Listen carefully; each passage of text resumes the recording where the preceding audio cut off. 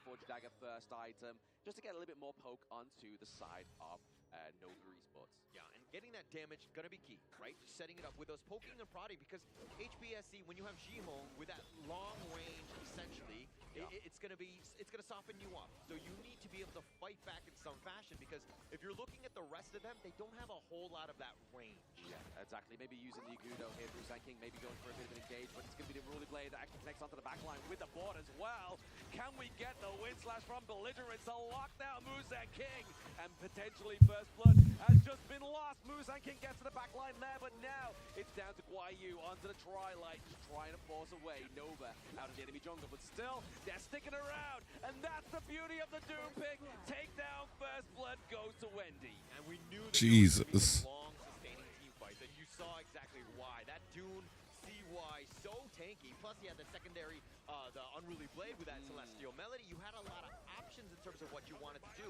He is just so tough to deal with at this stage. Exactly. I mean, that's the good thing about what Nova has going for the side of themselves, right? Obviously, they have the opportunity. They have multiple chances because of that Celestial Melody we were talking about moments ago, Hauler, that is coming from the Adolia. That second ultimate is a blessing.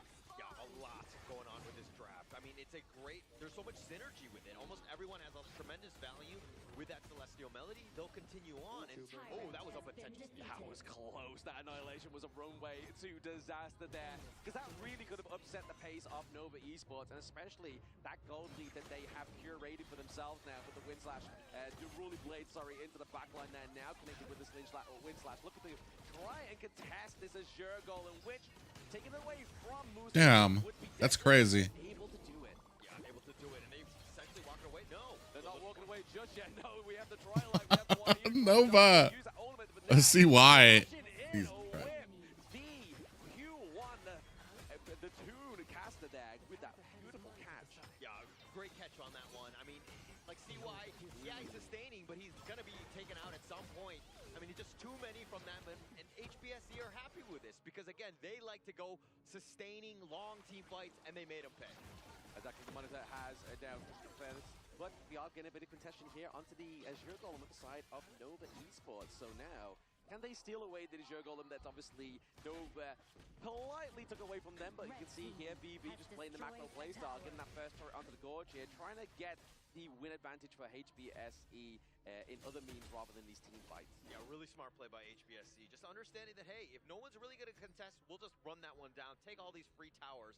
And yeah, the lead is only about 100, 200 gold or whatever, but this is a situation where it's like the small wins. Taking out those outer towers is going to be a huge start.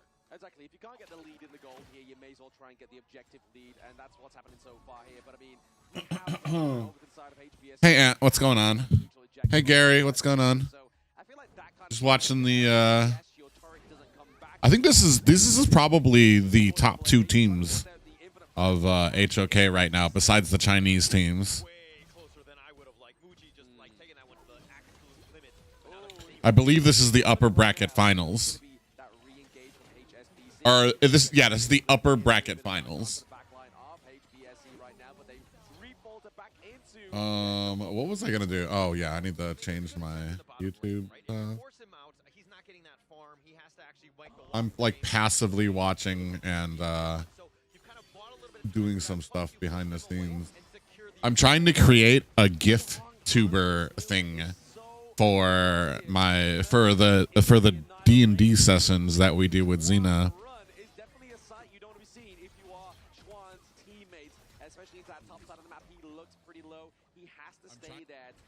Hopefully you guys can hear me all right.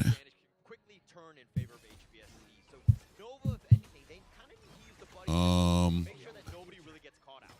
Yeah, they need to make sure that nobody gets caught out. Maybe try a little bit more macro playstyle here from Muji. Muji has been pretty much within the team fights from the word go, and there's been no real pressure created here down to that bottom side of the map, which you can kind of see now. Yu's like, hey, I've taken my T1, it's now time for you to take yours, but now we do have that Unruly Blade into the back line once again. Ooh, Yuan. Nice flicker. This could be an epic win slash here. Wow. The flaming palms. Yeah, with that unending sorrow on cooldown, Jay had no reason to be up in front, and now HBSC contesting. Yeah, they are trying to contest a little bit more, and there we go. Guayu gets a pick up onto CY. He's looking to dive in. He forces out even the Bastards once again, which is up to given. He's chasing him down. Oh! Not quite up, but now Guayu looking to go for another kill, but that taking liberty to stop him in place, but the dog gets placed there. Woo! Woo! It's HBSC. Jesus! Not able to get the penta here, but maybe a teammate forcing a flash out here of Wendy, but ultimately falls. HBSC with the brawl in mid. I mean, oh my God. He was off of Guayu, just literally hounding forward every single time, just leapfrogging after the next one, just getting all the kills. He got a quadra kill, and they ended up getting the ace off of this one. Just look at how much space he created. They've lost all the towers going up into the T3 in that mid lane, all because of this play. The real estate taken away here from Nova is irreplaceable. I'm your first viewer. Actually, you're my third viewer because Ant and Gary already said hi. For the mid lane, they took the T2s, they go for the neutral objective, and then basically it's all she wrote. It's pretty much FF at 15 at that point and go to the next game. But now it's to Nova's. Damn, just like that, Nova is on the back foot. They were doing so well except for that last fight. All right, what am I doing here? For Nova Esports at the KIC. They have not played HBSC, but it seems like they're the kryptonite right now. They have completely figured out the puzzle that is Nova Esports, and now they're down 3.3K. They are down by 3.3K. I mean, the last time we mentioned the gold lead is around about, what, 200, 300 gold, which again is literally just not even... First lava. At that point, you go for the objective. Oh. Look at objective-wise here. Nova doesn't have a single turret yet to their name onto the side of HBSC. They have all the real estate. If this was Monopoly... Oh my God. The side of HBSC right now as they're trying to go for another team fight, but using even a faster to get Muchi back into safety here, trying to clean out this wave. The minion wave gets taken down. Maybe a contested here for that. I've been seeing that Clash laner a lot. It's like Nova Esports are in jail. HBSC are the jailers. They've had so much control. They pushed them back and made things so difficult. Now Nova Esports have to figure out a way to get a little bit of space and more time and farm to get really back in this one. They definitely do. I mean, we need some access into the back line, but the denial of the back line... Yeah, they're going to try. They have to try, or they're going to get choked out. But you see the flaming palms. You see the Guan Yu in the background. Or not Guan Yu. Yeah. He gets taken down already. The annihilation comes through. Does a lot of damage onto the Wendy, onto Wave Pit. The double W's have been drawn out of this Tyrant Pit, and it looks like it's going to go over to the side of HBSE unless we get some clutch last hits here. We do get the Wave Breaker, but it's not going to connect. It's going to go over to the side of HBSE. Yeah, CY's positioning not great on that one. Way too far out, and the way that the layer kind of wraps around, it was made it difficult for Nova Esports to help support. He was caught out. Everyone from HBSC were like, okay, we'll take this literally free food that's right in front of us. We'll just target all, shots. You said doo-doo as clan and team. They are not a clan. They are an organization, bro. The fuck out of here. Yeah, I totally 1v1'd them one at a time.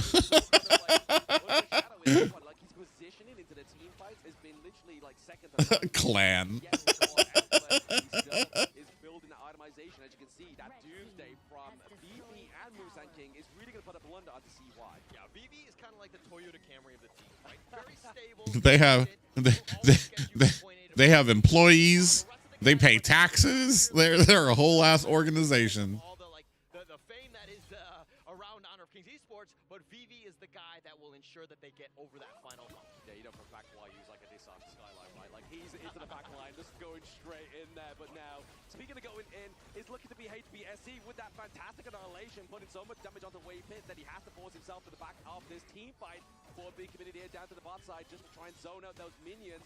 But it's not going to be enough here. They're looking to keep pushing these high ground turrets. It's going to be HBSC. Oh man. Face of Nova Esports. Shihong with that annihilation, as you rightly pointed out. I mean, the angle that it went on, it hit like 3 members of Nova Esports, and they all got low. And they were like, okay, actually, we cannot fight. We cannot defend on this one. So just the way that they're able to poke and prod, pushing Nova Esports back, and now they have to just fix all the lanes. This Overlord, it's free for HBSC. Yeah, they've got to fix their house before they can try and go any further into the enemy jungle, or even just that neutral point into the river. But the Shadow Overlord going up to the side of HBSE now. is going to be a deadly call here as they look to try and get the push onto that Azure Golem. But a bit of a saving grace there for CY. They're able to steal it away. All right, what was I doing? I was going to go ahead. That one, I mean, he's salvaging what he can, but they are so far behind. If you're looking at the net worth difference between the two, yeah, it's 6.9, but you're looking across the board, there's like a 1K or like a 3K or 2K advantage in the mid lane between Wendy and Jihong, and he's starting to... What is what filter?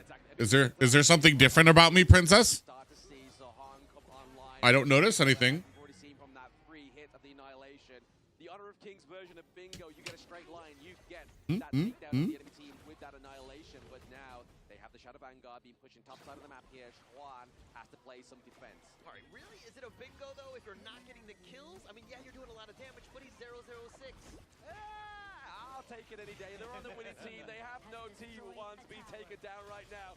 But what is going down is the house of Nova Esports. They're at the door. Jesus! Got blown up. Shut down here for Mucci, but it's not going to be enough to get the Crystal being safe alive. But no, HSBC take game one. Just it completely done. Damn, dude. Once that moment happened, that tipping point where they got that ace, it was pretty much all she wrote at that point. For the side of this game, number one, I do want to give props over to the side of HBSC. The way that they play the composition from early to finish has been phenomenal here. Breaking down the bottom side with the Agudo and also the match straight combo here, making sure that the side of the Loom piloted by Mucci wasn't as easy going as it is. And the key tipping point was the moment when Ryu found that quadra kill on that Trial-Light Yang Jian. That's where everything shifted in favors for the side of Homeboys Blackshear Esports. That's why he was the finals MVP at the MKL Grand Finals. I mean, he was just like, plays like that are very rare, and the ability to go in and just be like, okay, I'm going to go in, I don't care if I die, but taking 4 members down with me, that's a great trade. I mean, that's it. It's not just obviously the MKL FMVP, right? It was KNC FMVP. Yeah. This is a back-to-back. So weird tournament at a mall. He might even be the FMVP of KNC. I can't remember if people were upset about this. I don't know how many people usually attend. Like, this is the Philippines, right? The Philippines has tons of people. Could they fill, like, people were upset that they went from what we saw for the China finals to this place. I don't know. Could they fill like a someplace bigger than a mall right now? The problem is that I don't know. The problem is when it comes to Filipino teams or like the event, like the Filipinos, they're only going to come out to support their teams. So if it's like fucking Twisted versus Nova, you're going to have like nothing but empty seats. I mean, looking into this one, you're looking at kind of the damage that Jihong did. Always tenderizing, always poking and prodding and making things very difficult. Yeah, Wendy had 96,000 damage. So you can buy food and snacks. Right? Like I don't mind it, but they're talking about like they want it big and looking epic. Like I don't know if you saw if you look up the China regionals, what's the China regionals? KPL? If you look up the China regionals, dude, it looks like League of fucking Legends in there. The arena that these bitches filled up, it is ridiculous. And this is also Musang Kings, one of his signature heroes back in the 2024 year, bringing it back once again into the global ban pick of our current year. He's been phenomenal so far on this Agudo here, with a 5-1-1 scoreline and almost completed item build against his jungle opponent CY on this dude. Complete control, right? I mean, with this Agudo, not only was he very oppressive, but the fact that he was able to get some of those kills as well. I mean, he completely outclassed CY, who did have a good start, but unfortunately, just in the end, it looks like the MVP is going to go the way of. And back to the 17-year-old stage, getting an MVP for himself here. It's going to be none other than Guai Yu on that Yang Jian. The Trial-Light, the access into the backline for the side of HBSC really put a nuisance for Nova. The only 4 kills that he had was the most important 4 kills to topple the game entirely in towards the favor of Homeboys Blackshear Esports here. And this specific matchup, we have seen it before. If you give HBSC Elite in a BO7 setting, they immediately prowl on you and win the entirety of themselves here. But let's check out the replay here. We will put our focus on towards Guiyu on the tri-line here. He's pouncing on towards the back as the flank here. So the first execution that he did with the spell 1 was on towards CY. Once CY is down, he immediately forces out an Infinite Vassal away from Muchi, and this is where every single hound started landing here. First one on towards Jen, refreshes here, jumps on towards Wave on the second one, and then tags on towards Muchi, gets Muchi, and then that's already a quadra kill for his team. And with Kusaki coming towards backline, this is a clean sweep, only for the price of Guiyu. I mean, that was absolutely insane, right? Guiyu right there, just literally that highlight should have just been the game, because that was pretty much all you needed to close this one out. Exactly that quadra kill into the mid lane, and then the takedowns of the T2s as well. Really put a nerve into Nova Esports there. But I mean, right now, obviously game number 1, it's very early. It's a very early series here, but HBSE are looking to try and recreate that MKL Fall season finale. Yeah, this is a bit worrying coming in for the side of Nova Esports here. It feels like the nightmare is slowly but surely haunting them back and putting pressure on towards their mental and shoulders here. They need to maintain composure and find a way back towards this whole best of 7 series here. But with that first win here on towards the upper bracket finals, HBSE do start the BO7 with a bang. Yeah, just with a bang. I mean, getting up 1-0, it's going to be huge to set things up. Because again, we've kind of proven that Nova Esports Psyche might not 100% be there. Now, is it going to be similar to how they were in MKL? Are they able to bounce back in game 2? I mean, it's not like they kind of took like a non-expensive draft onto the side of Nova Esports, right? Like there were some big picks, especially the Dolia, the Lung coming through in game number 1. And that's already been taken off the board here because we are playing with those global ban pick rules, and obviously that is going to be at the victim here for Nova Esports. But you know what? I'm a victim of being hot in the venue here. But you know what's going to be fixing up my temperature here? Definitely going to be Mightier. Smart control anytime, anywhere with good, decent, very good energy management and AI technology feature here. If you need Mightier and you need AI Eco Master, do give it a try. Yeah, and actually, I think we could use another one here because it's getting a little bit hot here, but it might be because of the play that we're seeing, especially with Guiyu making plays like that hot. I don't know. I think it's just because you both sat around by me, you know? I mean, I'm just generating a lot of heat pretty sure here right now. How dare you, sir? How dare you? But what you should do to bring me back up and my self-confidence is follow, obviously, a HOK Esports social medias, and maybe even drop a follow over to Blamat MOBA if you really want it there. You won't get any freebies like you would do if you follow HOK Esports, but you will get to see me and hear the British voice. Of course, like if we do follow all these like HOK Esports social media side, you get the bits of the talents, you get bits of the players, and most importantly, you get the bits of the entire venue here at Ayala Mall's Manila Blade here in Philippines itself here. So if you're nearby, do drop by here to really enjoy the atmosphere and join in on all the activities here. Free gifts, free, I don't think there's free food, but you know, I'll get you food if you come over.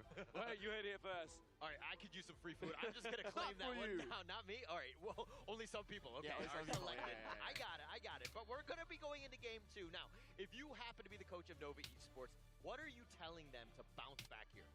Compose yourself. You are a strong championship material team here. It's not about beating your Oh my God. I hate and conquering your fears. I hate when they give such generic advice. I'm like sitting here trying to take notes, trying to understand like what they need to do better, and they give like such generic, so which tells me he doesn't understand or he doesn't know what they actually need to do to beat homeboys. Control yourself. Understand that you are a championship. I'm going to use that shit next time. What do you think this team needs to do? Well, I think this team really needs to dig deep. Get down and dirty. Get to what made them great. like you just said a whole lot of nothing. Away from the pool. Next will be Parasola or potentially Chano or D-Rinjay. All these are the 5 picks that are suited for the Nova Game 1, Game 2 draft. And when we pace to Game 3, Game 4, that's when the Maestro Nui, the Pei, the Augur stops coming in. Yeah, I think that we'll see a lot more of those complex strategies going into this one. I think that, again, it's just game 1. Yes, it was expensive for both sides, but it was kind of like a feeling out process. You saw that Nova Esports were taking the fight, especially early, but again, it came down to HBSC just understanding how Nova plays, and we're able to just decode it. Overall, the best advice is that they had the better comp. What happened here is at draft, what they're going to need to do is really focus on that aspect of the game, make sure that their draft is better than the opponents. Yeah. What I see happening here is Nova losing a lot of team fights. All right. Now, if they stop doing that, I figure they have a good percentage chance of winning. And especially when towers are taken down, they don't respond like players here. Hence, they need to strategize a very decent of a mid to late game composition with sufficient team fight material. Yeah, team fight material for sure. I mean, going back to that game 1 draft, it looks like they were trying to set up CY to kind of have a good game. He likes the Dune. I'm not gonna lie. I looking at this, it just feels like was it C? No, it was Guyu. Guyu really fucking like annihilated them on that. Who is that? He's like the alpha character.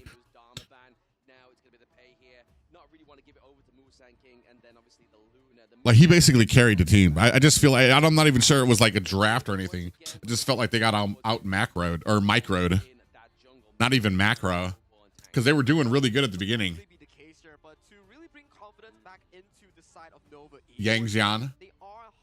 Dude, I'm going to need to borrow you when it comes up when I get another cast so that I can understand a lot of these things a little better. Mai Shiranu. And I'm pretty sure Homeboy's already burned out the Yuan pick, so they're not going to pick that up to counter the Mai Shiranu. What do they go with? Like maybe Milady? Oh, no, not Milady, because they already just picked up their mid. Yixing. So maybe a Zhang Fei?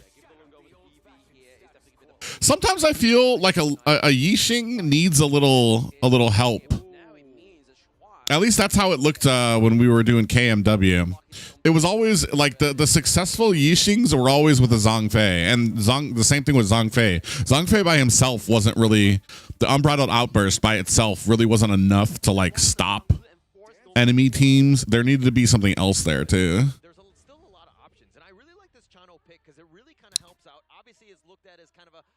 Mayin.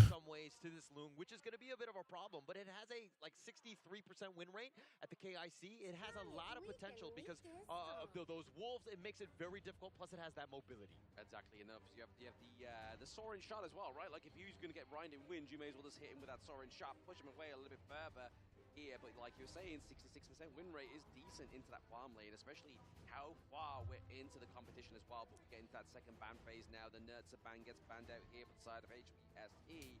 Because, I mean, a Skyfall right now would definitely be a dream for Nova. Yeah, all the engages coming through for the side of HBSC is going to be very scary. You look towards the side of Nova Esports, they know for the fact that this Zhuangzi has to go away from the drafting pool here. They cannot really commit if you are seeing a Mai Shiranu and Dharma negated by this passive of a hero. I mean, look at this crowd. They're all, like, excited. You see all the cosplayers there. Look at all the cosplays, bro. That's awesome. Please do come down. Oh, my God. This is adorable. God bless the Philippines. The carnivals, everything that you would want, plus Sagi's giving away free food. So what more can you ask for? I don't know. I think there's a little bit more I could ask for. I mean, a free drink from yourself here, Hauler. It would definitely not go amiss. Speaking of going amiss, could be potentially the other pick up here, the white anchor for the side of HBSC. I feel like this pick has... Bro, that reminds me. There's a game I played earlier today. Where they had Ada jungle, and we decided to invade for some reason. And he almost soloed our entire team. Self-defense here. Ata, Mayin, you have a form of CC immunity. And for the side of the Aoi and Long, you have the Infinite Vassal to bail away towards safety here. And then with the Yixing, the Board Master, you also have the passive to save yourself from all these sticky situations here. So if Nova Esports is unable to find the wow, dude. the Sun Bin Ata here, that's going to be an issue here because they are unburstable. Yeah, unburstable indeed. Plus look at all of these great CC picks on Nova, and then look at all the CC negating on Homeboys. The rest, yeah, you can control them all day long, lock them in boxes and things, but you're not going to be able to kill them. Now, this is the problem here. Yes, in theory, HBSC's composition is very well complete, but that is only if the Sunbin, the Time Bender, gets to scale towards that level 11, level 12 mark. When you get more points in your spell 2, that's where you start being able to save your teammates with proper cooldown reduction, and you can rewind time on their health bar, because it's not a heal, it's about rewinding time itself. So the early game for Nova is exceptionally important here. All eyes will be on Wendy's, Fire Ninja, Maestro Nui to take on those early leads. The funny thing was, obviously, when we saw that Arta come through, I knew for a fact that that Sunbi and the Time Bender was going to come through as well, right? That's what generally we see that pairing, right? And for them to draft this so early is the fact that obviously HBSC are like, you know what? Let's keep some of those big support picks for later on. They still have the likes of the Dolia, which wasn't even banned out. They have the Zhongfei. They have even Lapu Lapu if they really want to, right? Like the Rifat Datu, one of the latest heroes on Honor of Kings. But now they lock in the time. Black Shrew Esports. If we're looking at this one straight up, HBSC side definitely on the weaker side. Not as expensive. I mean, the Ata and of course the Sunbin. I mean, they're great heroes, but they're not the level of like the Dharma, the Chano, the Mots. These are power picks from Nova Esports. And if you're looking into this one, you're thinking late game. This series might go the distance. To know if it goes the distance here, we need to see the proper execution here coming in for both of these squads. With Homeboys Black Shrew Esports currently leading the series 1-0, it's Nova's time to bring it towards the series. Can they equalize it, or will HBSC push it to a 2-0? Exactly. Supernova, like they are, they need to shine bright. But can they? Will the Homeboys look to take this home very quickly? But if you want to take something home, pop in that CD key, dash for it to get a free everything box. But we are seeing everything being taken away in mid lane by HSBC. Dash for guys in the caster dash? Okay, interesting that they would have his own redemption code for that one. But I think going into this, of course, gonna be key, right? Nova Esports, I mean, Saki was rightly pointing it out that Wendy on this mine needs to have that serious impact on that outside lane, because a lot will ride on that. Oh, absolutely. I mean, you can see that obviously the Time Bender here, he has that ultimate that's gonna have that silence, right? So if they try and go for a huge engage here for the side of Nova and he gets that time bomb, that's really going to upset the pace and any potential that they thought they would have the tempo or even the devastation from the side of Nova. Yeah, and that's a good thing that HBSC can do, really. They can just literally just walk away from fights. Obviously, they have that speed with that time flux. It will definitely help them out. But in the bottom lane... Okay, in the bottom lane, there is a bit of a brawl, bit of a tip attack going on there, but obviously... it's a little bit too early to take that first blood, I feel like, here for the side of Nova Esports. They don't want to try to get too overzealous. They want to try and get that first blood without Kraden. Yeah, and pushing them away, doing great in that sense. Is that you're doing the damage. You don't have to get all the kills. Obviously, it'd be amazing if you got first blood, but, I mean, it's more of just, like, again, like pushing them back so that they actually have to respect your damage. I feel like here we're just getting that buddying system just to kind of match the pace of the Agudo, right? Obviously, you see the movement speed increase here coming from the Sunbin, just really trying to like speed up the tempo for Musang King. As you can see, currently he is not quite trailing behind. He has the goal lead going into his favor. Yeah, but I mean, the level differential is definitely there, so something to take note of. But into the bottom lane, you're looking at Muchi and BB just going solo. I don't think that you need to worry too much about having that support. Yeah, because I mean, for Nova, obviously, generally goes in their favor. Quite a solid counter towards the Lung, especially being left alone there. But I mean, right now, it's going to be that mid lane where we're seeing a lot of brawls going on, taking liberties between pace, and obviously the Gorge mobilization with the Wild Growth here. Just trying to put pressure onto this T1 of HBSE. Yeah, Nova Esports, they have a plethora of stuns. They just don't really have a lot of the damage. And it's got to be annoying for HBSE. HBSC has heavy scaling for sure. Play the game because they're being controlled for so long. But the damage was next to nothing. Obviously, it's still very early, but it's something to take note of because, again, if you're looking at the side of Nova Esports, it all rides on basically Wendy and Muchi.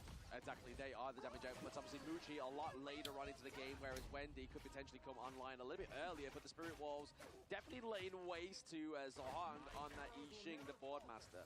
Yeah, the Cannon Blast. The Cannon with Blast. those wolves. Oh, Jesus! They're still going. Get him, doggy! The passive, it's absolutely fine here. He's going to be okay. But now and then, oh my goodness, he was playing with his own life. Yeah, that was too close for comfort for me.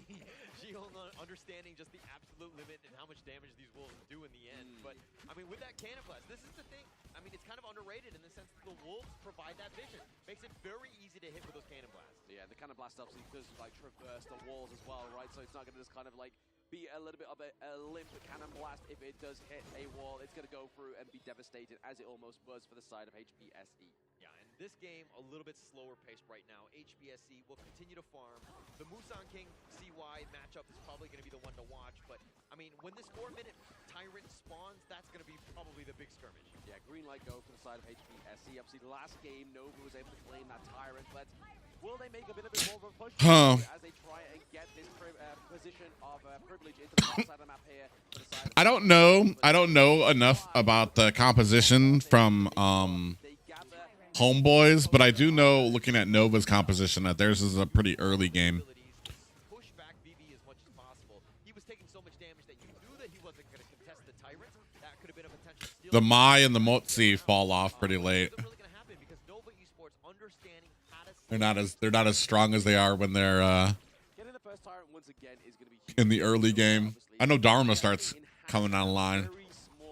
I feel like Nova kind of lacks damage. I guess that's what the Aguda is going to be for in the late game.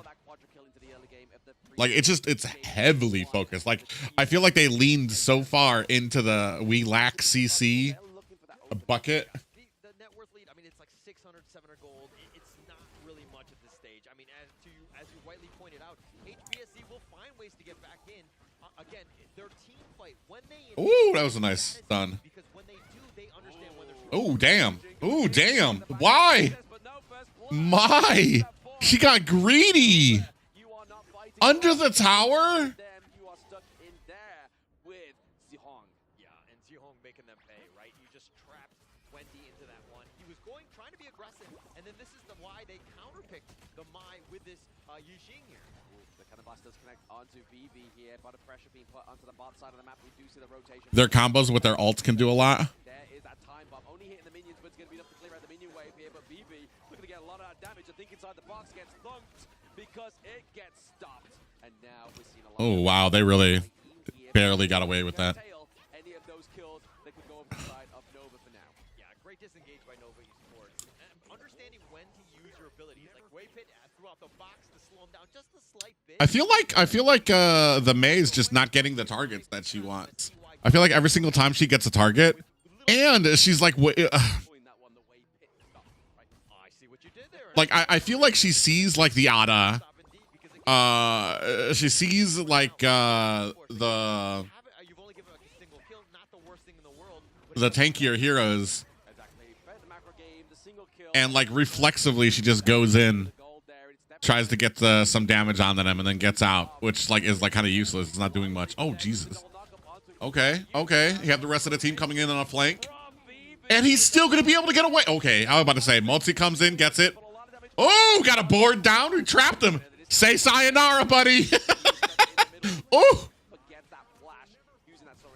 Chano's such a good pick against an Ada too, since he can jump over those walls. He was fighting 1 versus 2. He actually got the pick off even before Nova Esports were able to get the return one, and only because they I almost feel like Ada throwing down that shipwreck actually helped Chano, because he wasn't able to get away from that. He wasn't able to get away from that board. And as soon as he threw that shipwreck down, he was able to just like loop. Oh. Is Mai still trying to farm? She's like not a part of a lot of these fights. Did get the kill on the Jeb before he died, but I mean, he was right under the tower, and HBSC were still like, hey, we're gonna trade you away. We'll gladly trade away Jeb for Schwan here. Exactly. Schwan for Sure is definitely a decent trade for the side of HBSC, right? Obviously, Clash Lane already being put under a lot of pressure there with that T1 being taken down, but rightly so. You see that? What nationality are you, Faye? So, really, BV has no safe space here. If anything, he's only going to go down there to gain the farm and get that lead back into the favor of HBSC. You're pretty knowledgeable about this game. How long have you been playing this? I came over from Mobile Legends a few months ago, so I'm still trying to understand all the little aspects I need to. Oh man, it was a rough first few months, dude. Oh, this game is so punishing if you don't know the heroes or understand them. Mobile Legends, like there's a few of them that you're like, oh damn, he does that. Here it's like, oh god, no, trapped. Oh, they traded it. She lost the smite. you lost a smite for a marksman. Depends on if they go for this objective. Mai's doing a good job of split pushing. Well, good. She's split pushing. I don't know if she's doing a good job. We're at 8 minutes. They've only got one tower. Because again, this lineup is a 4 protect. One, BB needs to stay alive. He needs to play a little bit safer. Yeah, I mean, they do have the secondary sort of damage output, which is going to be Zahang here onto the Yixing, but in terms of obviously his ability and viableness... See, little things that I've been noticing. Like... Like the Mai Shirano, like the little panic fan that she threw out, she didn't even land it, and that was a hero who didn't even see her coming. Like little things like that I'll notice, and during a lot of the team fights, especially when it comes to like marksmans, during team fights I'll notice them like hitting fucking minions during the team fight, and I'm like, did they miss, or were they trying to keep a fucking stack up or something?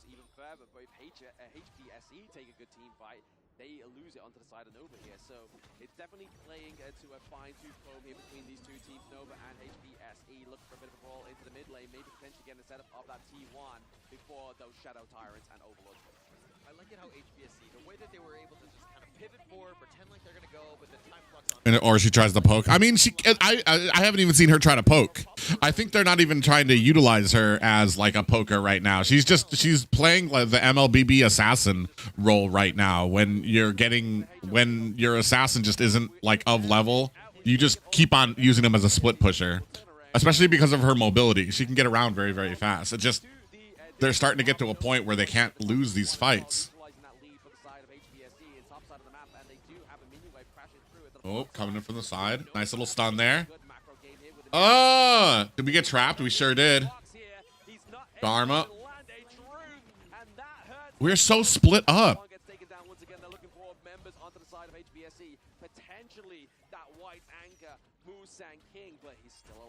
Very uncharacteristic mistake by Nova Esports. I mean, Chuan was up in front. He was in the perfect spot to set up the truth. And he hit a small one. I think, but at the end of the day, you needed the rest of bro.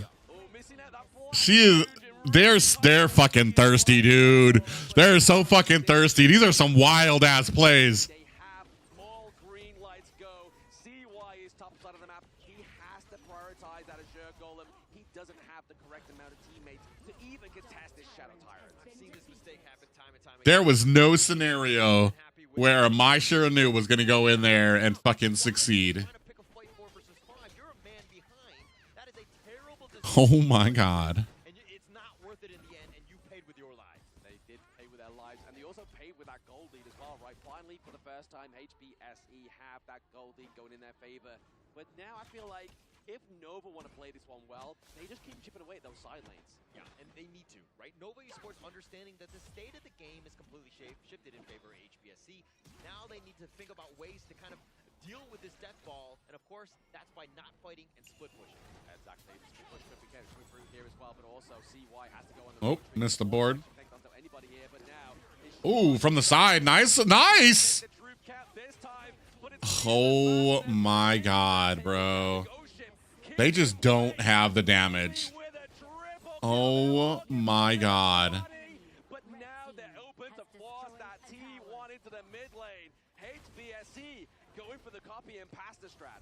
Yeah, they were trying to go all in on WB here, and he just gets on his dragon, and then they got caught completely out of position. Bro, looks like this is gonna be a homeboys victory in KIC. It's crazy that they do this to Nova. Basically created a zone of silence that meant that T3 has gone down. So they not only just lose one, they lose two and three turrets in one fatal blow. HSBSE are looking scary. Very scary. And if we're looking at this board, I mean, he gets over CY, he just barely gets out, and then Chuan shows up a little bit late, and now they're like, oh crap, now we gotta go. Wendy, again, very squishy at this stage. With the dragon, there's no real sort of catch.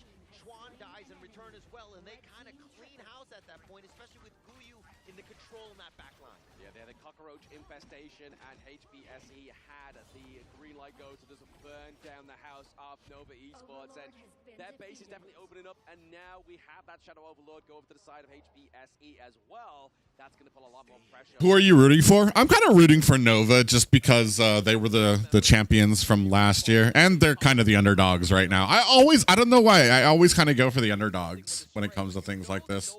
Homeboys has been so dominant even in their own region. I'm pretty sure Homeboys and Nova are in the same region, and Homeboys beat them.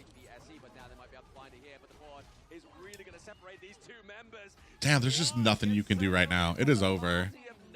They're just...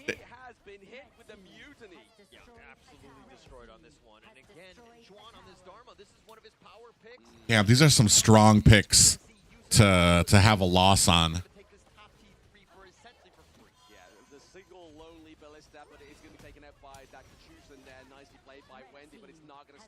The party of the homeboys. Yeah, it's just too much at this point. HBSC, this is that problem. The Shadow Vanguard in the bottom lane as well. Nova Esports brilliant. If they're able to get back in, it would have to be a miracle at this stage. Oh, it has to be a miracle, right? Like, they are really trying to find a wedge into the door of HBSC right now. They want to join this party, but the boys are like, hey, we got to be Black Shrews, not Supernovas, and they're looking to put that board down once again. How does Mayeen not get locked down? Is she like kind of like Cho, where she's got some abilities that make her on? Oh my god! Oh my god! Dude, is that Wendy again? Yeah, it was. Oh. Oh. It is all just turning the pages once again. Mucci falling, Team Ace and HBSC take game 2. Busan King with that triple just to kind of ice things in that end. But the way HBSC were able to play, catching somebody else out. I mean, Wendy was trying to go for that play with that, you know, just go to the back line, but he's very squishy at that stage. HBSC. I'm not gonna lie, I like that Malaysia. And maybe this is just because of years of Mobile Legends play, but I like that Malaysians, at least from what I've seen here, have not gotten like fucking crazy. Or maybe this is the way Honor of Kings has it. Like when they win, like in Mobile Legends, when fucking the Filipinos win, like they're doing backflips, they're like running up to the stage and fucking like, rah, rah, rah, rah. Like, Jesus, calm down, dude. It's like there's a little thing called, you know, being humble about it. Here I don't see that at all, and I wonder if that's like a big rule for Honor of Kings. But his boards were on point. The positioning was flawless that game. That was true, and the early game actually was looking in favor for the side of Nova Esports. They got a decent 1,000 lead. Her second ability makes her CC immune. Few micro mistakes in the team fights that really cost you the later stages of the game itself, and a very interesting build that we need to highlight here. BV going for the semi-tank low. Dude, I wanted when this game initially came out, I wanted to play it. But a lot of back then my streaming community was a lot bigger, and I had a lot of international people, and it locked down. It was locked down initially to where I couldn't play with people from Europe, or I couldn't play with people from South America. If they were outside my regions, Honor of Kings locked it down. I mean, with that board and the ghost shift, that was just so much control. Even to just like have fun games. To the side of HBSC's time bender player here. Yeah. Every single engage that's been initiated by Wendy or Swan. Damn, that's crazy. The ultimate time bomb being thrown out and silencing any form of CC continuation. I'm sorry, I forgot. Roam lives do matter. May wasn't a good pick here. It was a first pick too. That's the problem. It was a first pick, and but I mean, right now you're looking at the goal lead here, obviously very much favoring the side of HBS. When I first started, I'm not gonna lie, I don't know what's going on with their drafting, but I feel like these are mistakes that I would make. Like when I first started playing, or when I first started watching the pro scene, especially down in the lower ranks, like the regionals and stuff like that, Mai just feels like a super powerful pick if you can use it really well, poking and stuff like that. And it was one of those really sought after ban this or pick it type of picks. And then as you start getting up higher, you see that it's just not that unique of a pick, and it's not even to the point that these people. It's not like they think it's a bad pick, but just everybody knows how to deal with it now, especially at this level. And the pick at first is kind of like, They thought that because the Yuhuan was taken out, there weren't enough picks. There's no bad heroes, only bad players. I'm sorry, but definitely. Sunbin. I took that personally. Oh, he looked at you there. Definitely, he plays super well on towards the time bender Sunbin here. The way he uses his spell too, the way he uses his time ultimate here, everything was really intact. But let's check out the replay of what exactly went down here. Masterful outplay here coming in from the side of Guiyu here. Before he falls, he makes sure to stall enough time for his teammates to come by in this play itself. And this was the playmaking coming in from the side of Shuan. And this is BB's build. Take a look at this. If he went for the normal build, he would have popped. But due to the fact that it was a semi-tank low, he got so much value out of it. So it was giving him shield from redemption, rewinding time. He survived through everything. I mean, they were trying to take him down. I mean, it makes sense, right? But the rest of the team needs to be there. The way that the terrain was positioned, it was going to be a very difficult ask. Nova Esports don't really have enough mobility to get on and to stack those stunts. Yeah, I mean, you saw that Hail Mary play there from side. I feel like the problem here is just that Nova has never been challenged to a point where they've been able to be countered. I feel like Nova understand the game. Their coaches understand what counters do, but they've never been in a position where they had to worry about their compositions being countered. They just try to counter the enemy. And I feel like Homeboys are at that level now where they're countering the fuck out of like what Nova picks, especially because they're kind of sloppy picks. Like that's what I was saying. Like the Mayu is just, or the Mayu, the My Sure News is kind of, the early pick of that is kind of like, it's like having a pay pick as their first pick.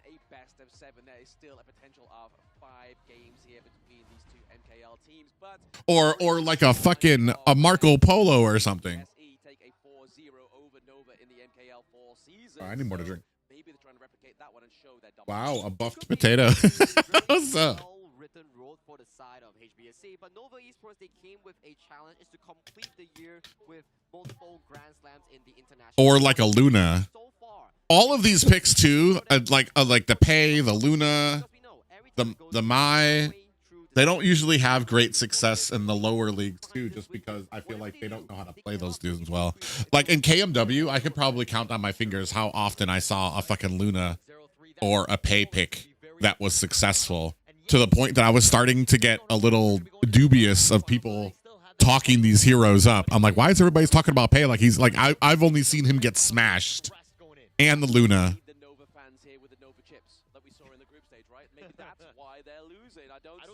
I don't see any packets of the Nova chips here, so I feel like they need to be shaking it into the camera just to give them a bit of a buff. Yeah, they need every single energy provided by the crowd to really funnel back their mental. Hey, Mia. Long time no see. How have you been, girl? I've missed you. Where have you been? Hopefully you've been working and everything. Getting a life and shit outside. Touching grass. What's that like? Tell us. Tell us what the world's like outside, Maya. Do people still dance? They were kind of able to figure out HBSC. Nova Esports need to, dare I say, borrow some of those strats to get themselves into the series.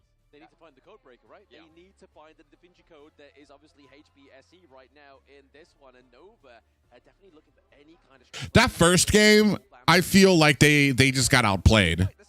I don't feel like that draft was terrible in the first game. I think the CC was a problem, especially for Dune. But there's like not crazy amounts of CC. Super consistent and dominant form inside of Homeboys Black Shoe Esports.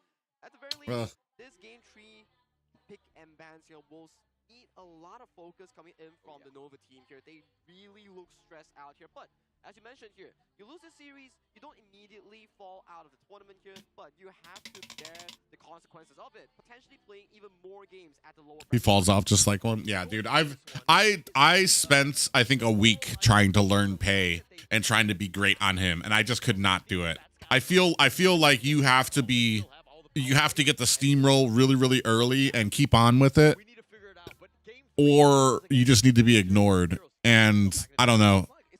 Every part of me, like, you have to kind of like ignore, farm up, and your team has to like pretty much hold the early game while you get farmed up and become like this huge monster into the late game. But if you're doing that, you might as well pick another. I feel like you might as well pick any other fucking jungler that would maybe help out in the early game. I don't know.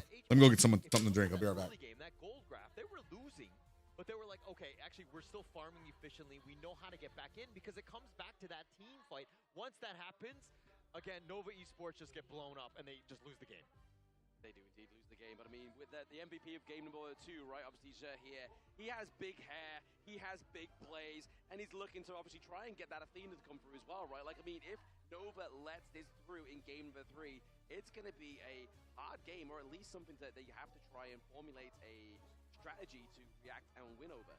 I think with their current state right now, the Athena will never come true here. At the very least, it's time to dial the Blacklist hotline and ask, like, hey, Blacklist, how do I come back from this series? What did you do in your series that make it a 7-game against Homeboys Blackshoe Esports here? So, for Nova Esports, first thing to really solve is to remain composure and play your composition to the fullest. Yeah, and to be honest, calling the Blacklist hotline is a local call, right? So it's not going to cost you a whole lot of money. So getting into that one might be key for them because, again, they need to figure things out. They need to kind of tap into the Blacklist mind of just how they decoded them and getting themselves back into the series because right now they're in a world of hurt being down 0-2. It's a bit of an oxymoron as well, right? It's Blacklist International, but right now we are national. So we're not going to be paying those international costs here if you do want to call that hotline, but the hotline will be closing in around about 35 seconds here as we get into game number 3 BP. I'm thinking from the side of Nova's perspective here. Did anyone see what side did they select this game? I don't know if it was. I didn't see it. So I don't know. But too busy calling the Blacklist. Yeah. Okay, we're too busy calling them. So in a world where it's game 3 and blue side still has priority here, potentially they will have to result into more of the pay strategies here because so far, yes, you don't really win in the skirmishes against Homeboys Blackshoe Esports, but the macro game has been consistent thus far in the first 4 to 6 minutes in game 1 and game 2 for the side of Nova Esports here. Maybe, just maybe, this blue side game 3 here, shift out the plan a bit, play the early game tempo, but give yourself sufficient late game insurance. Yeah, and going into this one, I think that we've kind of seen CY heavily targeted, right? He's gotten all the heroes that he wanted. What more could you ask for other than the victory, which they did not get, right? Because again, HBSC, understanding that, hey, he likes the Dunes, he likes the Agudos, make him play some sort of assassin-style hero, which he's not as great as, and kind of put a little bit more pressure on this team. Potential pressure being put on the team here. Obviously, Nova did get the Maishiranui last game. Ban out the Ogren here as well. So, does HBSC ban out the Athena or give it over to Nova's Way Pit? It's a competition between the... I've been good, Maya. I got hired on by my job, got a raise. Dude, got vacation and fucking holiday days. Bro, like, I'm on holiday right now. I don't even have to use my vacation days. I'm so happy. Is that a Yixing? It seems like HBSC have done a great job with counter picking. They've always been able to kind of, again, not using the expensive heroes, but having the right, answer to that hero. The pay and the pack. Why pick pay when you can pick somebody like a Gudo and clear jungle faster? Doesn't Pay's got like one of the fastest clears, doesn't he? Am I dumb? Mall of America soon next year, maybe. Oh, you know what? I maybe. What I'm doing right now is I'm trying to be really disciplined with everything because I got like debt and stuff I gotta pay off. I'm still trying to figure out what I want to do once I get. Well, I'm not trying to make those plans yet. I just want to get my stuff paid off, and I'm gonna be able to do it like hella fast. They even let, bro, the biggest plus is now they track my hours and I get like an hour overtime every day and they're fine with that. But that's like, it's like over $1,000 extra a month now that I get paid for overtime. It's fucking crazy. I'm so happy.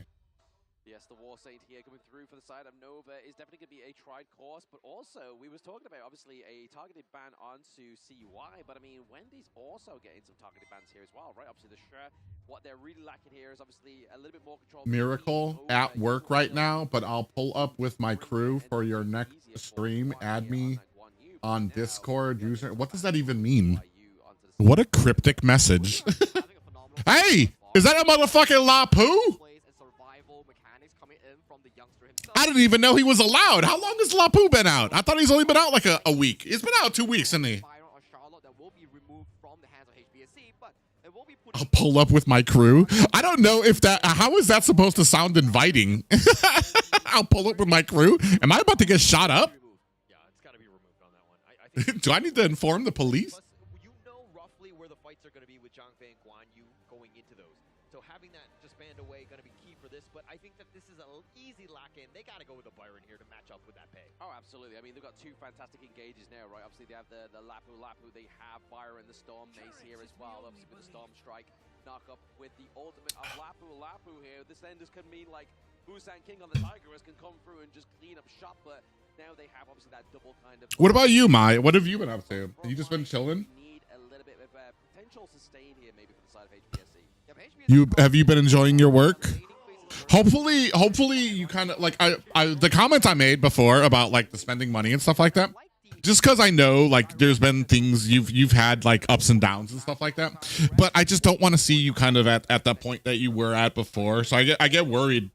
Like I just like it's all nice to spend all the money, but like start getting yourself a savings and stuff like that. So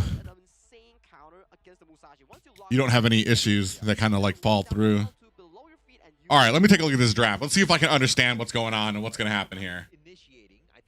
Without, I don't want to just be like, the easiest way to tell which draft is going to win is be like, pick the homeboys draft. But I want to see why. All right, you got a Guan Yu who's going to be able to feed into the back line. Musashi's got himself a little anti-CC. He can lock on to a player. Can I see the draft again, boys? Damage up onto the backline and then see why Garuda. I'm not a big fan of the Garuda at all.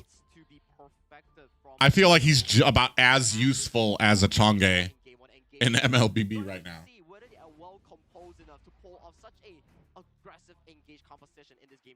They've actually tried to initiate Nova Esports, that is, in games 1 and 2, but it just like the positioning of the team of HBSC with the terrain that's around them has been very difficult. If they want to make this happen, Chuan needs to be setting up the plays, and I expect to see a big bounce back game here.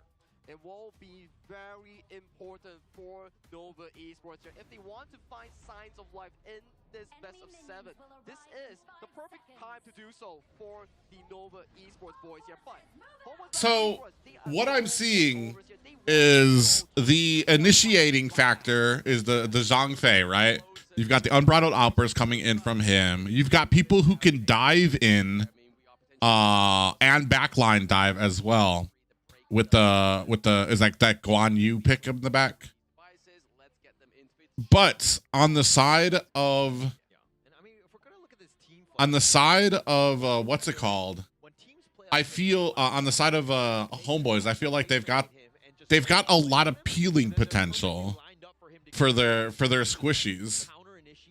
I feel like he's one of those types where you need to isolate him. He is a difficult hero to deal with, and it seems like some of the teams are not too familiar with how to deal with him just yet. Still a new hero released towards the tournament realm itself, so it will take time for players to pick up the exact mechanics. I like playing Chang'e in the mid lane, thank you. Oh yeah, but you're not a pro player, so adore you, but I don't think that's going to be worth. I've been sick for 3 weeks, had 4 infections. By the time I actually went to the hospital to the ER, and now I'm trying to get the ER to get the doctor's note to go back to work. I just signed up for medical insurance during open enrollment this month, and it didn't kick until January. That's how mine is too. Mine won't kick until January, so I'm just praying to stay healthy.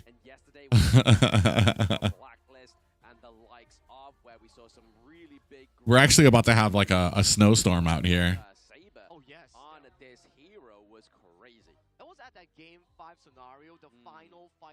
I'm sorry, girl. Hopefully you feel better. well. But talk about coming back, we are back into the game, ladies and gentlemen. There we go, getting back into the game. Mucci actually getting caught out a little bit too early there between both. Did you say you have another D&D group on Friday that you go to? Why did you end up having to quit the D&D group with Xena and all of them? Okay, let's see what's going on here. Oh, shit. I gotta do this fucking work. Photoshop killing me. All right, what are we doing? Go Photoshop. That is a CD key if you want to redeem some freebies in game right now. But as you were saying there, Hauler, the fact that they altered the rotation to go down bot side to get that one solo, one-time spawning. All right, where did he send me? Lead there, but see why top side of the map gets first blood. Okay, they 100% needed that to bounce back into the series. That is a great win for them. You a little too far out. I mean, you think you're Byra, you think you're one of the I mean, you are one of the best class laners in the lane, but he did not expect CY to be there to help out. And unfortunately for him, he gives up first blood. Yeah, first blood going over the side of Nova is definitely going to be a telling tale here for them, maybe potentially in this game number 3. But right now, a bit of a tip stack going into the mid lane. They'll get frozen. That Frigid Prison really locked way into place. If you want to take down a Zhongfei, it's before level 4. Yeah, and they were just throwing everything in the kitchen sink at him, but he was still tanky enough to kind of just withstand all of that onslaught there. But yeah, to your point, he's not level 4. That's when things are going to really turn.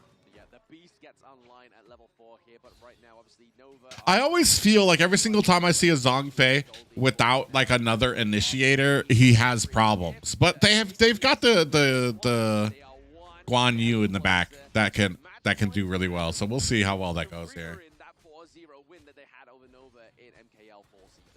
Nova Esports, though, are going to just do whatever to get themselves back in this one. And if we're looking at Juan here, he's kind of the guy, right?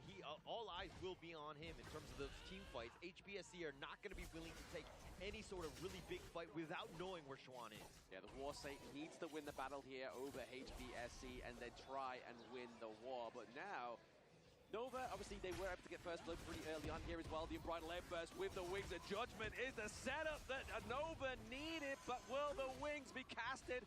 Oh my God. Not quite. A lot of expensive ultimates being used there, but not a single win or kill. Oh, Guan, you miss! He's so dead. He is too far back. Okay, I was about to say. Oh, that was so close. Oh my God. Dude, I don't know what it is. Nova feels so crisp. And maybe it's just the strength of Homeboy's draft. But like Nova usually feels so crisp against other teams. Here I kind of feel like they're sweaty, hungry. Oh. And they just forced a fight here. This might be it. This might be first. Oh! Musashi gets the first blood. Worth it. Die with honor, Musashi.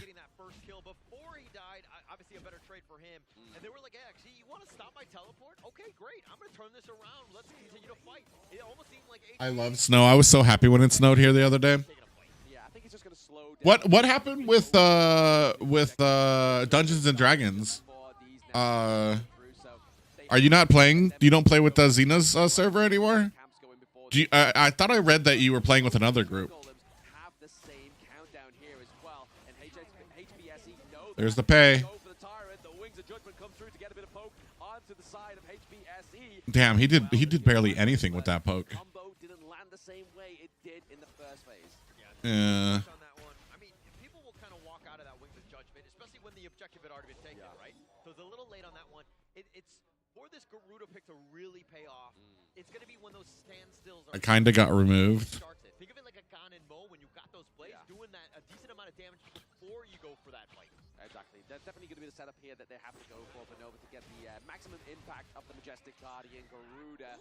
But now, it's still gold lead going over to Nova for now. Very slim 500 gold lead. Got removed? What does that mean? Because why? Did you not show up to a few or something?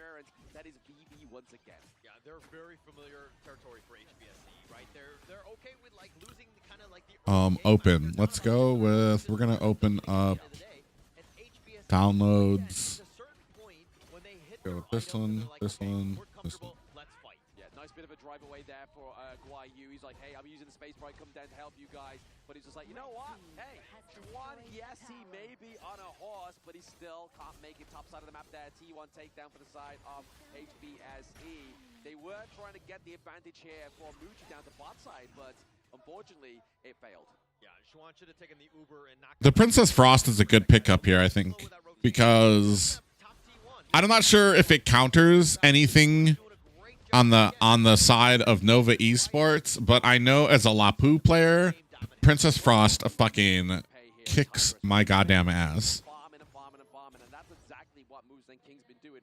Other than that one death top side of the map, this guy has not let a single camp drop and is not looking to let that happen anytime soon as well. Yeah, Musa King has kind of been farming efficiently in his own jungle. He hasn't been as aggressive.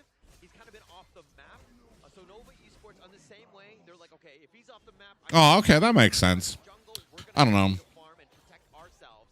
And now if you're looking at the net worth, a slight lead in favor of HBSE. Yeah, I feel like everything needs to be... Xena asked me to asked if I wanted to join, and she said that they had space in the Friday group, but I didn't realize, if I would have known that they had like 6 people already. I'm the 7th person, and like every single thing I've read is like that like over 5 is too much already, and I'm like, I don't want to be, I don't know, it just kind of feels a little long. I mean, and I enjoy it though. I enjoy the aspect. I kind of honestly think I would enjoy DMing more, just because I like world building and telling stories and getting descriptive. Oh, defensively unbridled outburst. Oh, we're just gonna go in? Okay. Here comes the suppressive fire, and we're hitting nothing. Jesus. There's the Guan Yu pick coming in clutch. Got one. Now we have to disengage. Can we disengage? Run, Musashi. Oh, they're going for him. He gets out. Nice. Oh, there goes the Guan Yu. They turn it around. They got 1 for 1. There's another one down. Oh, my God. So much control. Those frigid prisons were on point. The way he was able to flash forward, ensuring that they get the other catch. I mean, Nova Esports were running for their life. They were protecting CY, and they did.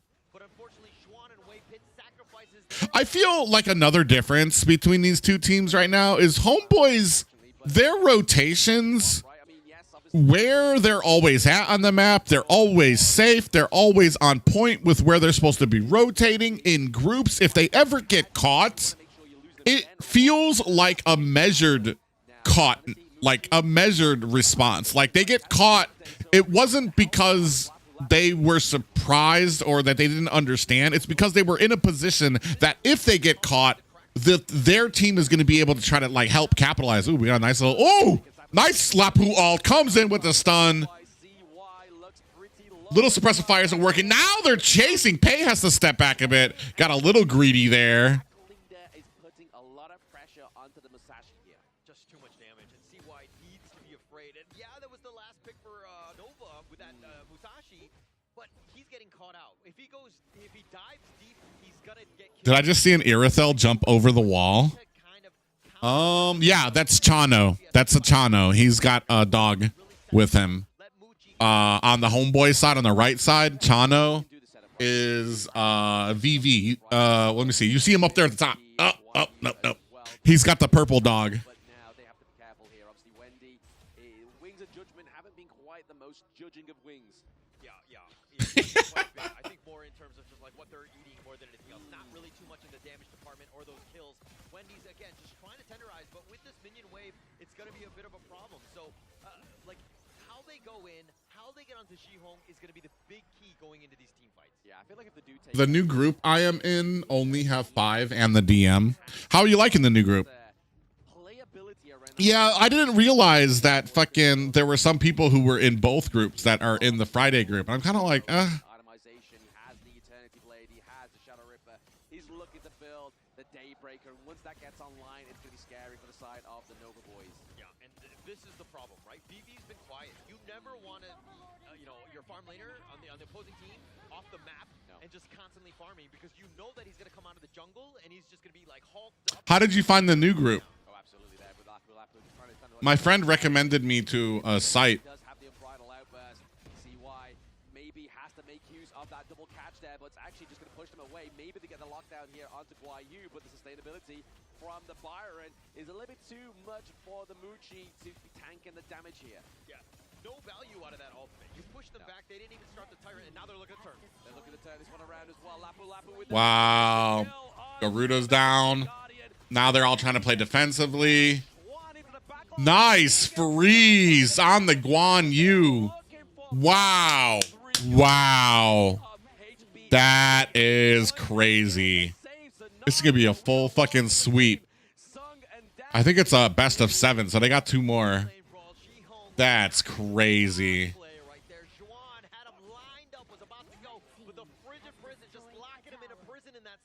And no chance, but of course, HBSC with the initial pick off onto Wendy, and you see how the That's crazy. crumbled without him. Oh, absolutely crumble indeed. And I mean, we are speaking of crumbling for the side of Nova Esports right now. Tyrant being picked up, HBSC, this is going to be the freest one that they're going to get throughout the entire game. But the way that this team has been able to set things up, I mean, the double marksman, you've already rightly pointed out with the Pei and the Chano, of course, but I mean, Jihong, QE, Jay, all of these guys, so much control. It is so hard to team fight into this lineup. It's very hard, especially when Zahong gets that catch right. Like, that's been the turn in the pinnacle point of these team fights. That Bridget Prison. Fun fact, my character is Maya from MLBB. Just not as OP yet. Yeah. The problem is for me, I'm a big story-driven person. Even with games I play, I love a big story. And I get really kind of frustrated if there's like this fucking thick, engrossing story that we all just pass over. Yeah, and Nova Esports need to respond a little bit differently. They cannot be looking to just fight this mid lane. I mean, obviously they need to defend here, but they need to be looking for split. Maybe I just need to find a new group. Because again, Nova Esports, they're trying. Or maybe it's just not my thing. But they keep getting caught out by HBSC. Yeah, as if sustainability was enough problem for the side of Nova. These dudes are fucked. All right, what am I doing here? We're gonna go select. Actually, we're gonna double this. So BB is gonna get a little bit of help on hit back now with the Chano, but now they're just trying to force this Vanguard down to the top side of the map as well as bot side. Looking at T2 takedown with the solo Vanguard as well, but it's gonna be Guayu trying to lead the charge, and now My God, these dudes are getting fucking whooped, bro. 10K almost. They try and take down Zahong and BB, but then they get met by the Makers. That's a 2-1 trade. Okay, you matched it up. Can we do something here?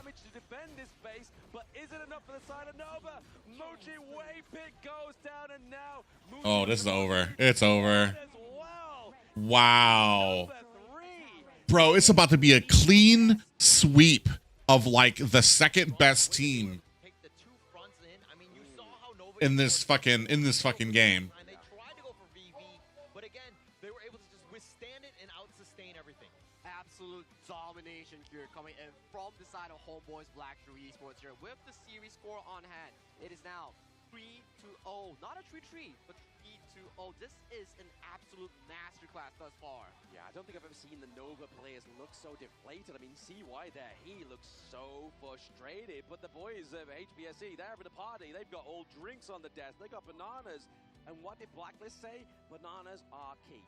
Bananas are key indeed. And right now, you definitely need a lot of bananas for the side of Nova. You said bananas are key? What? In their mindset right now, something is going on for them. Yeah, completely, right? I mean, they were able to just not really come back into this game. I mean, it seemed like they needed to eat a little bit more bananas during the break, but they have a little bit of time now because, again, bro, what is this banana focus? World of Hurt at this stage. World of Hurt indeed, actually coming through for the side of Nova Esports, unfortunately. I mean, that's just another wall of Nova's house falling now. But right now, it's going to be, obviously, HBSC. They need to, obviously, try and run this one out. It's very difficult thus far right now, and if we look at all these situations, right now, Nova Esports, they have expended a lot of these expensive picks, and it's not as easy to really come back when you are in such a draft disadvantage in Game 4 later on. I mean, At this point, I don't know what to do because CY, I mean, this draft seemed almost everything was what they wanted to pick. Yeah. But HBSC, again, this the red side, the counter picking has just been next level and been able to kind of withstand anything that Nova Esports throws at. I'm going to relieve that stress, Holler. You don't have to do anything, mate. You just have to sit here, look pretty, and give the intel to those watching at home and on the stage, right? And yeah, Holler, you look pretty today, same as you, Blam. But you know, what's not pretty right now is for the side of Nova Esports. It's horrible. He said thank you. Yes, don't lose the entire tournament. You fall to the lower bracket, but comes with consequences here. You have to play not back, but you have to play another BO7 later on at night. Yeah, and that's the biggest worry, right? I think HBSC right now, 3-0. I mean, I'm wondering if they just throw out the Athena just to kind of close out the series in style and going into this one because they are so comfortable. You saw that after that game where how happy they were and just relieved that they're in this situation. Yeah, it was just another day at the office for them. Yeah. I was like, lads, right, okay, clock in, clock out. Let's get another win onto the board here. But I mean, I've always wanted to play D&D, but every time a campaign starts, it gets canceled. So I've kind of given up for now. I don't know. I kind of want to DM. I need to figure out, like, because I've never played D&D, but I don't know. I'm kind of stuck on the fact that I kind of want to help out with DMing or do stuff in the back or set up games, set up storylines and stuff like that. I'm a big writer, amateur writer on the backside. This guy is on such a roll. They had so much control. I mean, they had everything that you wanted. Plus, Jihong was there. But this gold draft, like you saw the shift into Homeboys. No choice for them. And you were talking about there's a rule book. Game 0010. Those like the way he has 7.1 net worth. I mean, you're seeing exactly how he just completely outclassed Waypit in this. Exactly. I mean, and if we speak about no privilege onto the gorge here as well, but no neutral objective as well for the side of Nova is definitely not where you want to be going into game number 3 here. But I feel like here was just kind of the secret weapon here for Homeboys. There was waiting to have that fall at KWC, and it's like, you know what? Let's bring the guy back. Like, he is really charging the lead here with the support picks, but MVP is going to be none other than Musan King. The pay on this one. Always consistent on that jungle monster here. He is always on the spotlight here. When his team provides him the playground, he dominates it with almost no pressure. Yeah, no pressure. He's like another marksman, right? Yeah. He's just farming efficiently, taking what VV's not really taking, and then just being able to like show up when he needs to, getting 416 with a KDA. I mean, 24% of the team's damage. He was always there for cleanup, really setting the tone with VV. Oh, absolutely. It was definitely the domination into these team fights, especially when Sohan just gave them the green light go. It's like, hey, look, Schwann's lost. Damn it, am I dumb? Did I just not inverse this? The way that these Frigid Prisons were charged, the Frigid Prisons are being used here, just constantly put him into place. And very much that I want to say it, the early game has been far consistent so far coming in from Nova Esports, but this is the one that I highlight about. Spell 2 flash immediately going on towards Wendy here and catching multiple members here.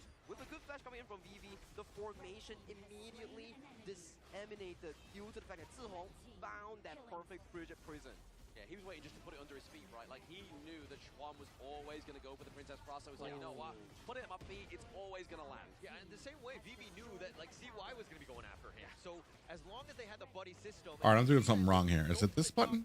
There it is. Okay, I'm dumb. There it is. Sorry, guys. I'm trying to do, like, work in the background, too. It wasn't pay on the side of Nova Esports. It was the side of HBSE. Well, not really work, but stuff for the stream. That pay was painful for the side of Nova Esports, and right now, on the verge of falling towards the lower bracket here, what can Nova Esports realistically do? I mean, boom, perfect. Okay. Just kind of like shrug things off. Easier said than done at this point, and look at things as more of like a best of one, right? And try things out. What you've done is the old Nova. Like, we've seen this time and time again. These are the lineups that they like, but it's not working. HBSC have solved everything that you're throwing at them. Yeah, not only solved everything that's on the gorge, but obviously their new draft and obviously team as well is definitely looking at a defiant one so far for the side of Homeboys Black Shrew Esports. But looking at the up-to-date bracket here, 3-0 for those. What do you think happened with this draft? Since I can't count on my casters to tell me. What do you think happened with this draft, Faye? So this upcoming break will be a pivotal moment. Dude, this is kind of crazy. This is why I like the Esports World Cup, is because well, honestly, Mobile Legends does this too for their world events. They have analysts that come in after the casters to describe exactly what went wrong and what was the problem with the draft or the plays.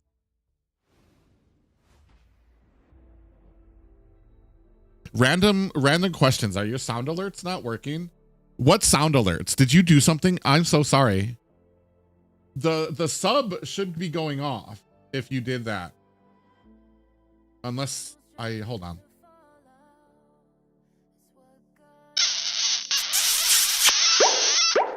All right, the kiss work.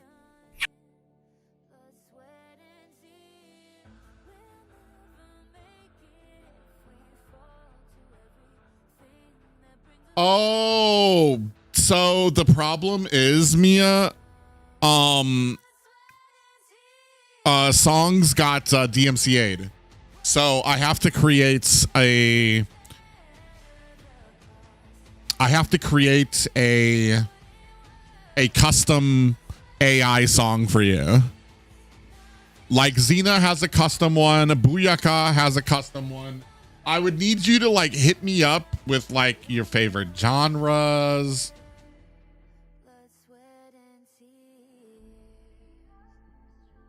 I don't know. It's stuff that you like. That was an AI song? Oh, what was yours called?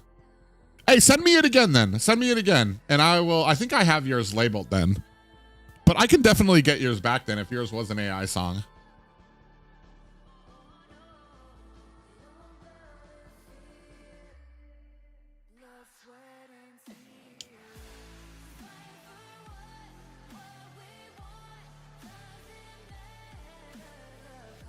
All right, cool. We can cut this out now.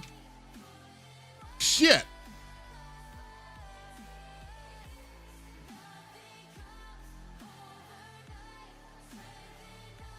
Let me go with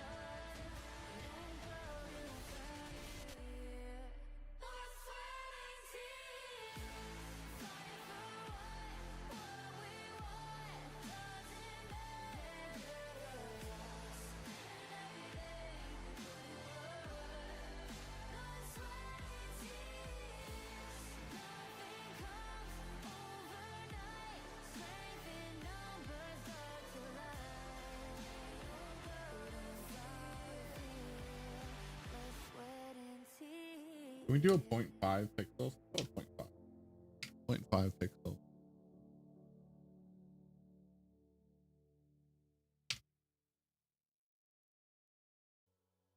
That looks perfect. Okay.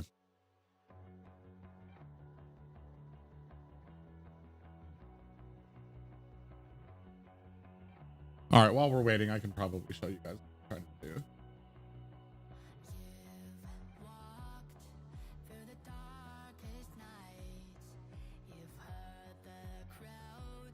I'm trying to create a GIF tuber thing for my character. I'm also probably going to end up playing Where the Wind Meets or Where the Wind Goes, whatever the fuck that name of that game is. What is it called? Where the Winds Meet. I'm going to be playing that, and I'm going to probably use the GIF tuber for it because it usually can't use my camera. I tagged the original message in our DMs. Thank you so much, Mia.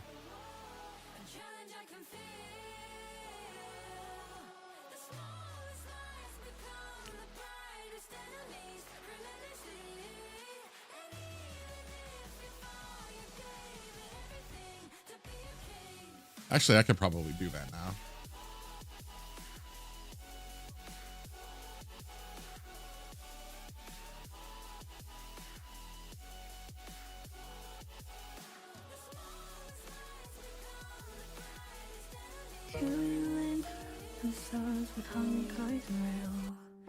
Genshin secrets, windswept tales to unveil.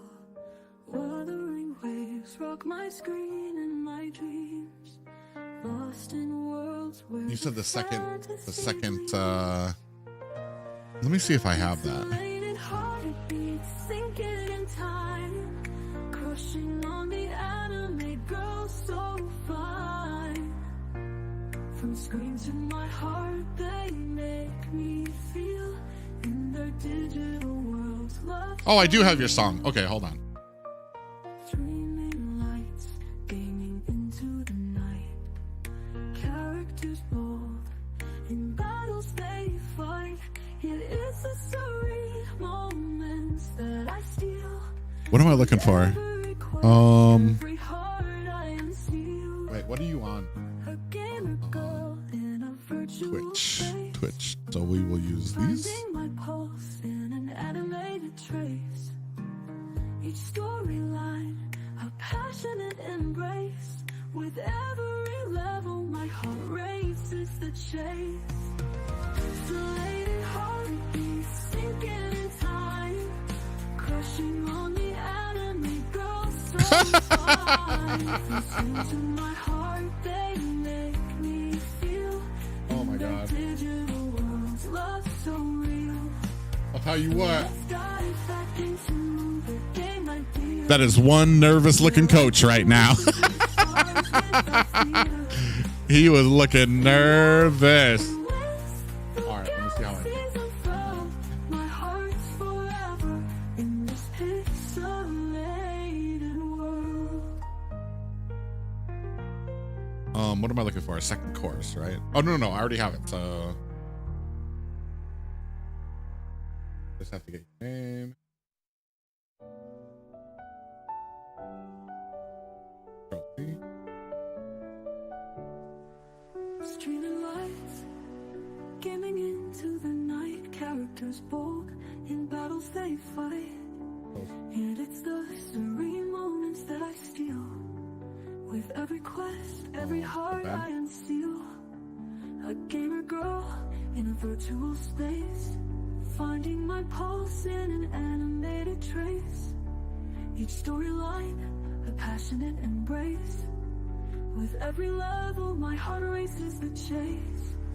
So let's dive back into the game, my dear, where I can whisper to stars without fear. In waves, through galaxies unfurled, my heart's forever in this pixelated world.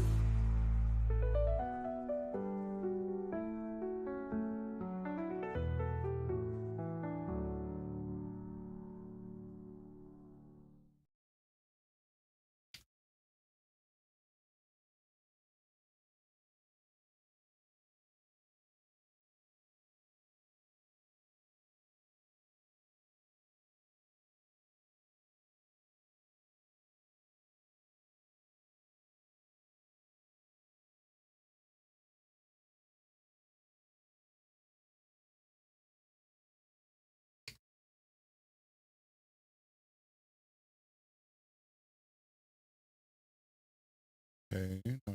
Okay.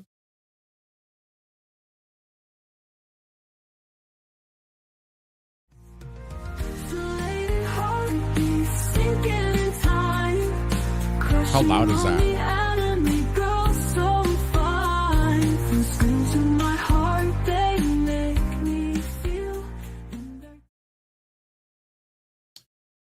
Huh. Cozy Cat. Have a good stream. I'll be lurking. Good night. All right, Cozy Cat. Take care. Very uber loud. Okay. Hold on.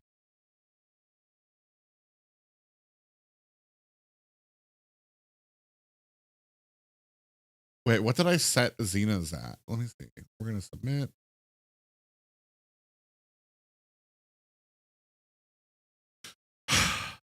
Oh, hers is at 100 too.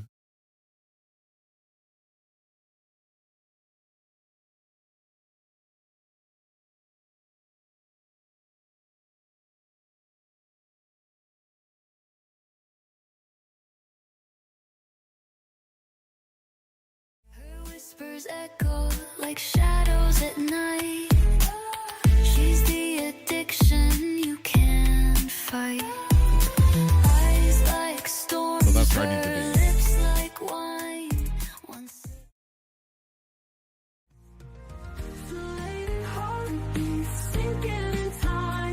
Oh, that wasn't even really that loud. We're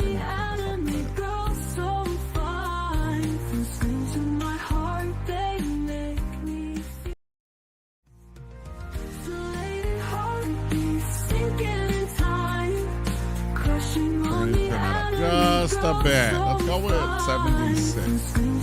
77. Sure.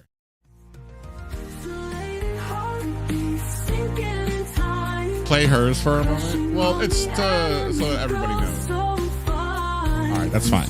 That'll be all right. That is just a scary looking face.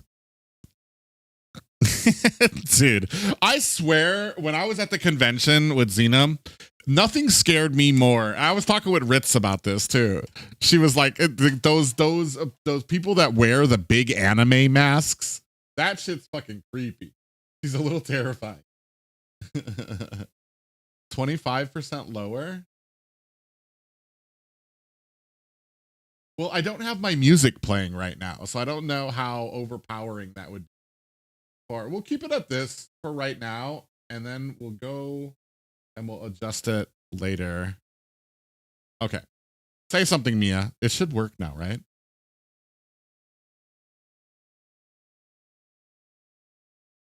Did I spell your name? Huh.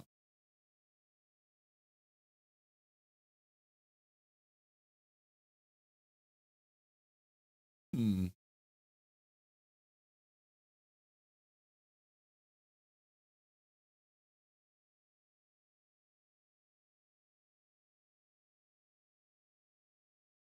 How? Why isn't this working? Did I spell something wrong?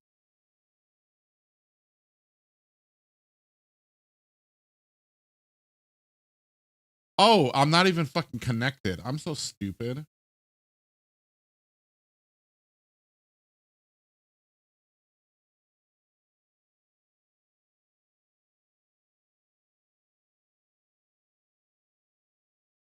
Okay, now we're connected. Say something, love.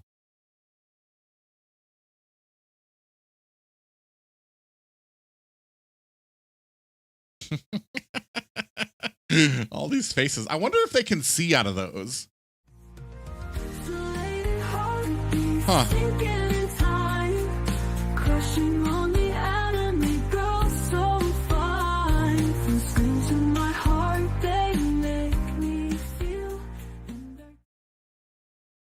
It works now. Okay.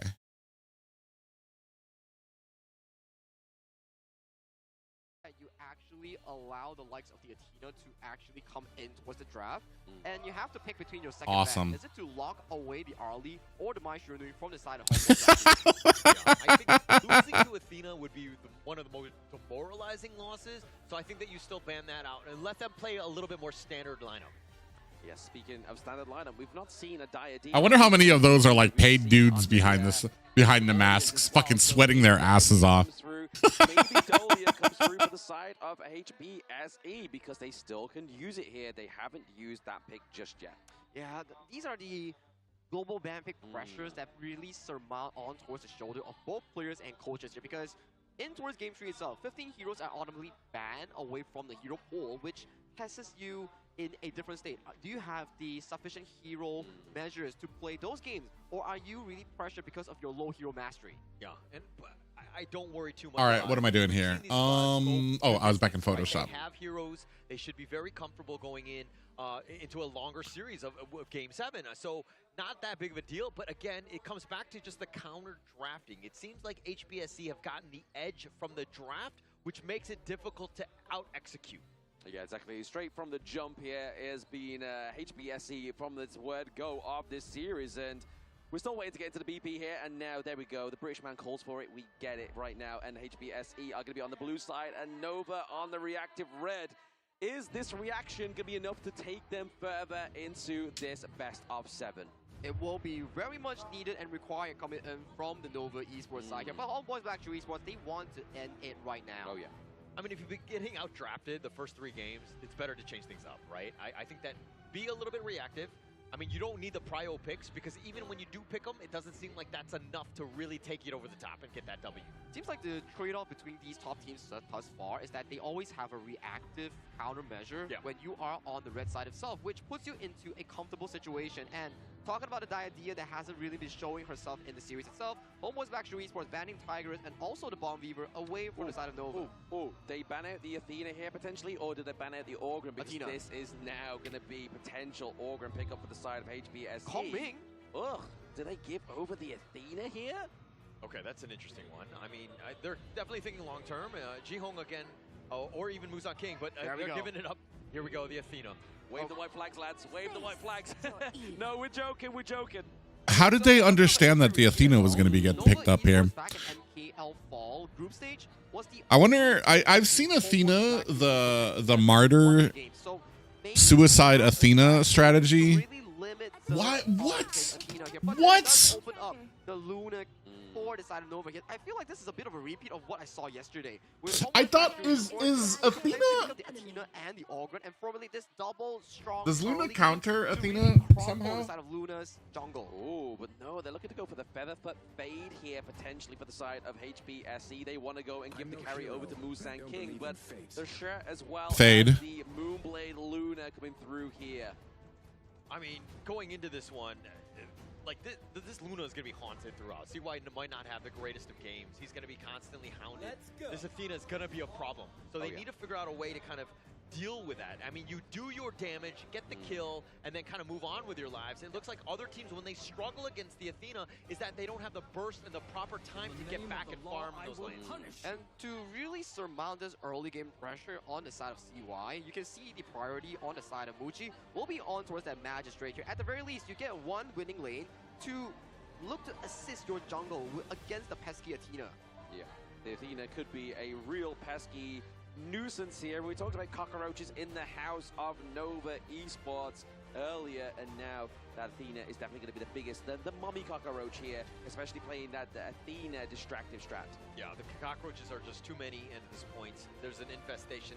And again, I think that they need to call the pesticides to get things, because they need to get themselves back into this game right now. And like going against the Athena, I want to see how this team reacts, if they're able to out-execute and to deal with Zhe.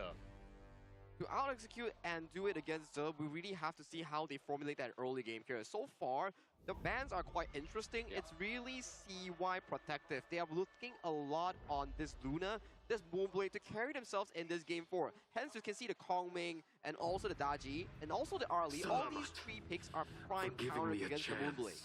I mean, the gunslinger here, Marco Polo, I mean, he's going to do a lot of damage onto Nova's Lapu Lapu here, right? Waypit is going to be the target, but it's going to be the Mighty Conqueror for the side of HBSE, which is obviously in game number 1 for Nova. But then also, Lady Jen, Cascader here as well. The Destructive Deluge, we've seen some really big highlights from this hero. I mean, also with Jihong's play, right? I think Jihong has been next level in this entire series. I don't think he has an MVP, but the amount of impact that he's had in all of the games has just been so high. He's had so much control and made Nova's lives so difficult. I think the consistency coming in from Homeboys Black Shoe Esports in this first game series here has been phenomenal. Very little miss-ups in those team fights, and they have consistently been delivering better team fight outputs compared to the side of Nova Esports here. Hence, my question is, what kind of clash game will we see on this final pick coming in from Nova here? I mean, Nova are still yet to pick up even Byron, but that was going to be the Iron Bloom here for the side of Nova Esports. We saw this came up yesterday. Oh, wait, no, okay. Never mind. Never mind. Attack clash lane coming in from the side of Nova here. So, wanna fight? Okay, my logic here, since you are against an Athena that will be damaging one part of your jungle, you pick up another clash lane that's capable of bringing the smite and jungle item and contest the Athena in your own jungle. Very much so. I mean, definitely it's going to be a tanky one to obviously try and overcome, right? So the Arta here the white anchor coming through for the side of Nova. I mean, this is the first time in like a series that this pick has come through twice, right? Like, obviously, we got the devastation blow with the synergy of the time. Wait, didn't they already pick Ada? Difference maker here against the Athena.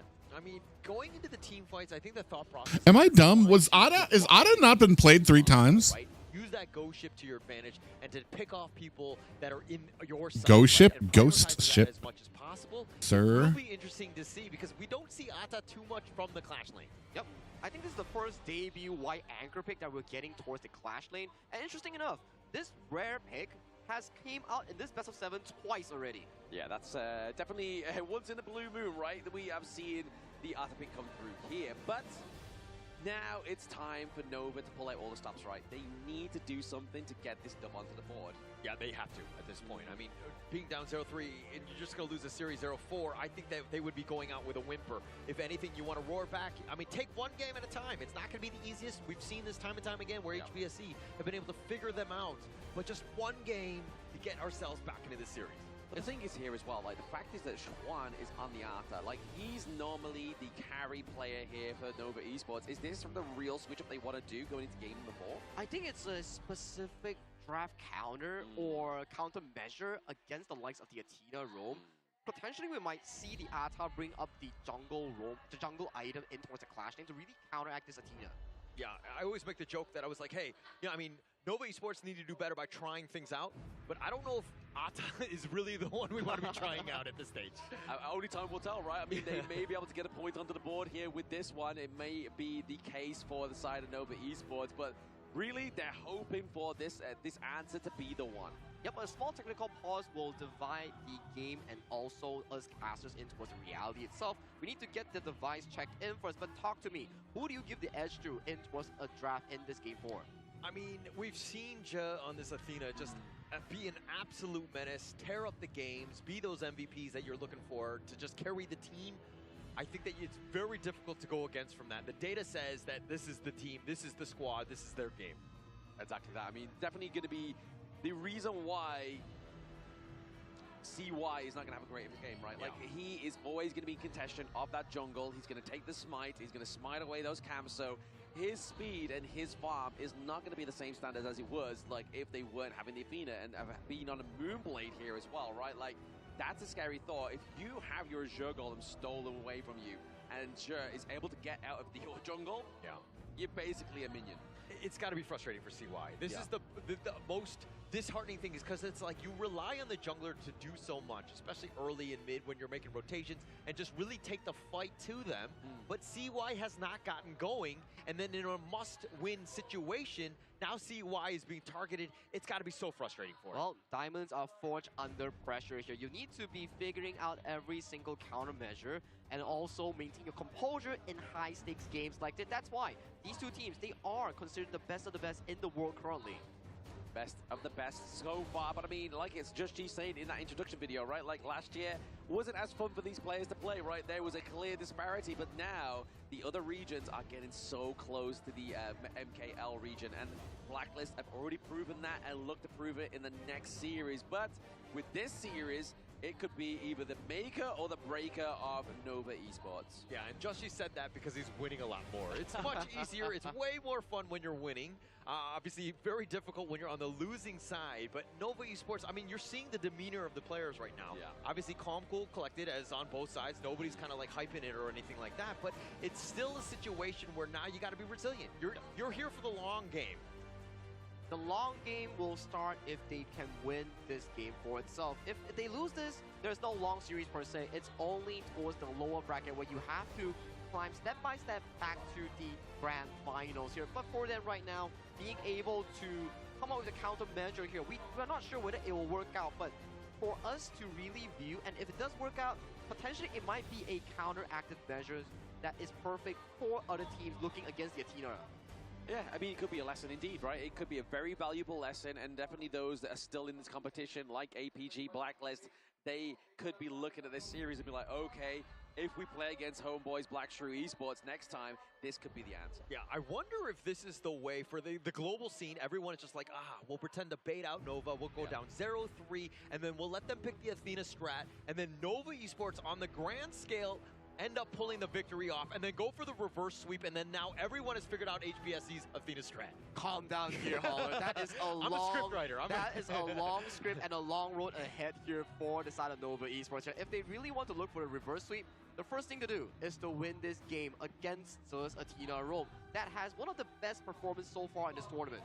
Exactly, definitely one of the best performances so far. Maybe even FMVP worthy, you know? Like, hey, let's not get ahead of ourselves, but there is definitely potential on the whole side of Homeboys Black Shrew Esports to be the FMVPs. And obviously, used to be Musan King. He's taken a backseat to the 17-year-old Maestro. I mean, I'm not too sure what I was doing at 17-year-olds, but there was a lot of tissues because I was crying a lot. Oh, I don't even think I was potty trained at 17. I mean, that's a completely different world, right? I mean, this guy, just the way he's able to play is just so next level. His decision-making, his execution, is basically everything that you want from a Clash lane.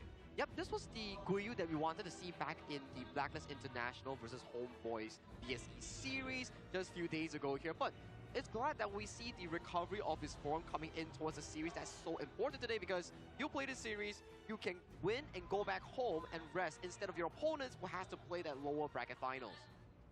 I mean, that's the big thing, right? I think that if you're having to play multiple best-of-7s in a single day, that's got to be strenuous. And then if you pull that victory out going into tomorrow's grand finals as well, that is going to be potentially 21 games in 2 days.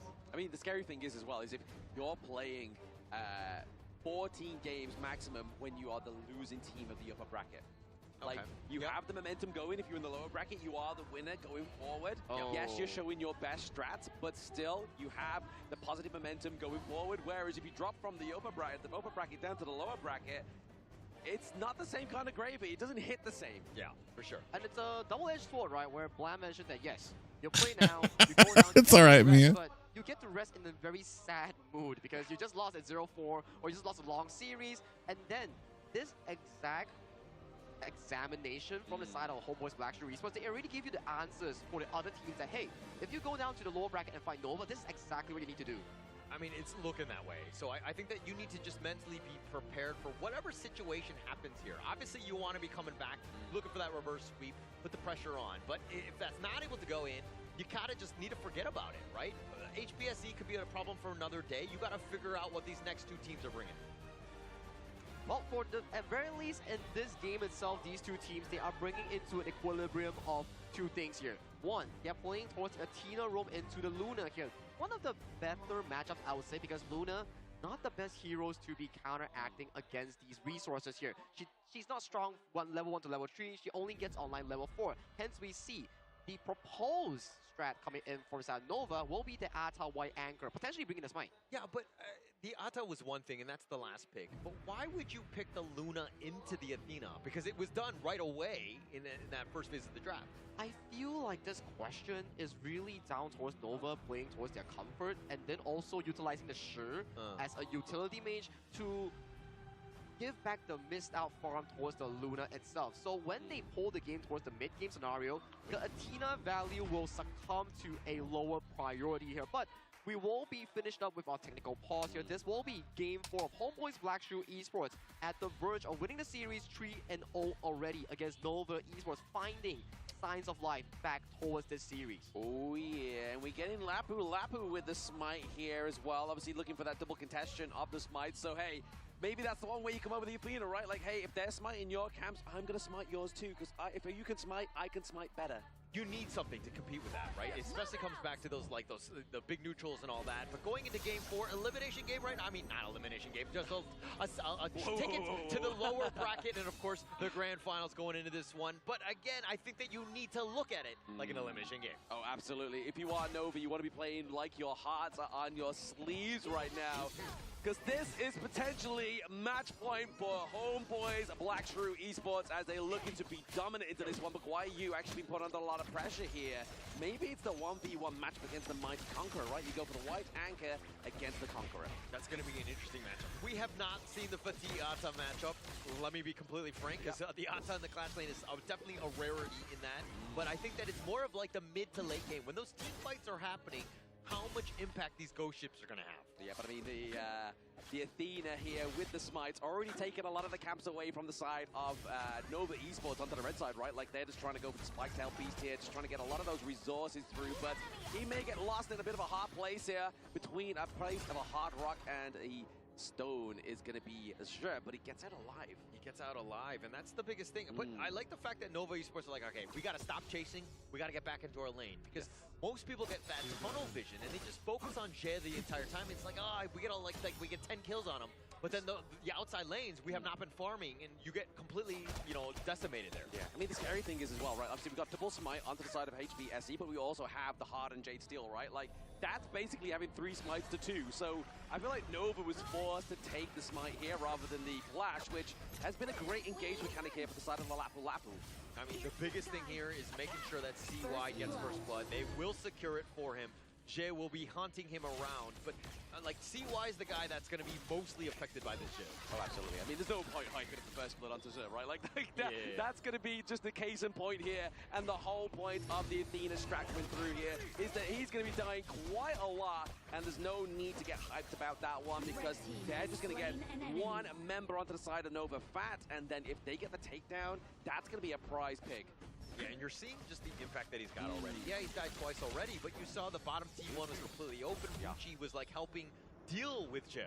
And he's going to be tanky, he's going to be annoying to deal with, so you need damage dealers, but then again, that's why the outside lanes and the mid lane are going to be kind of, you know, left alone.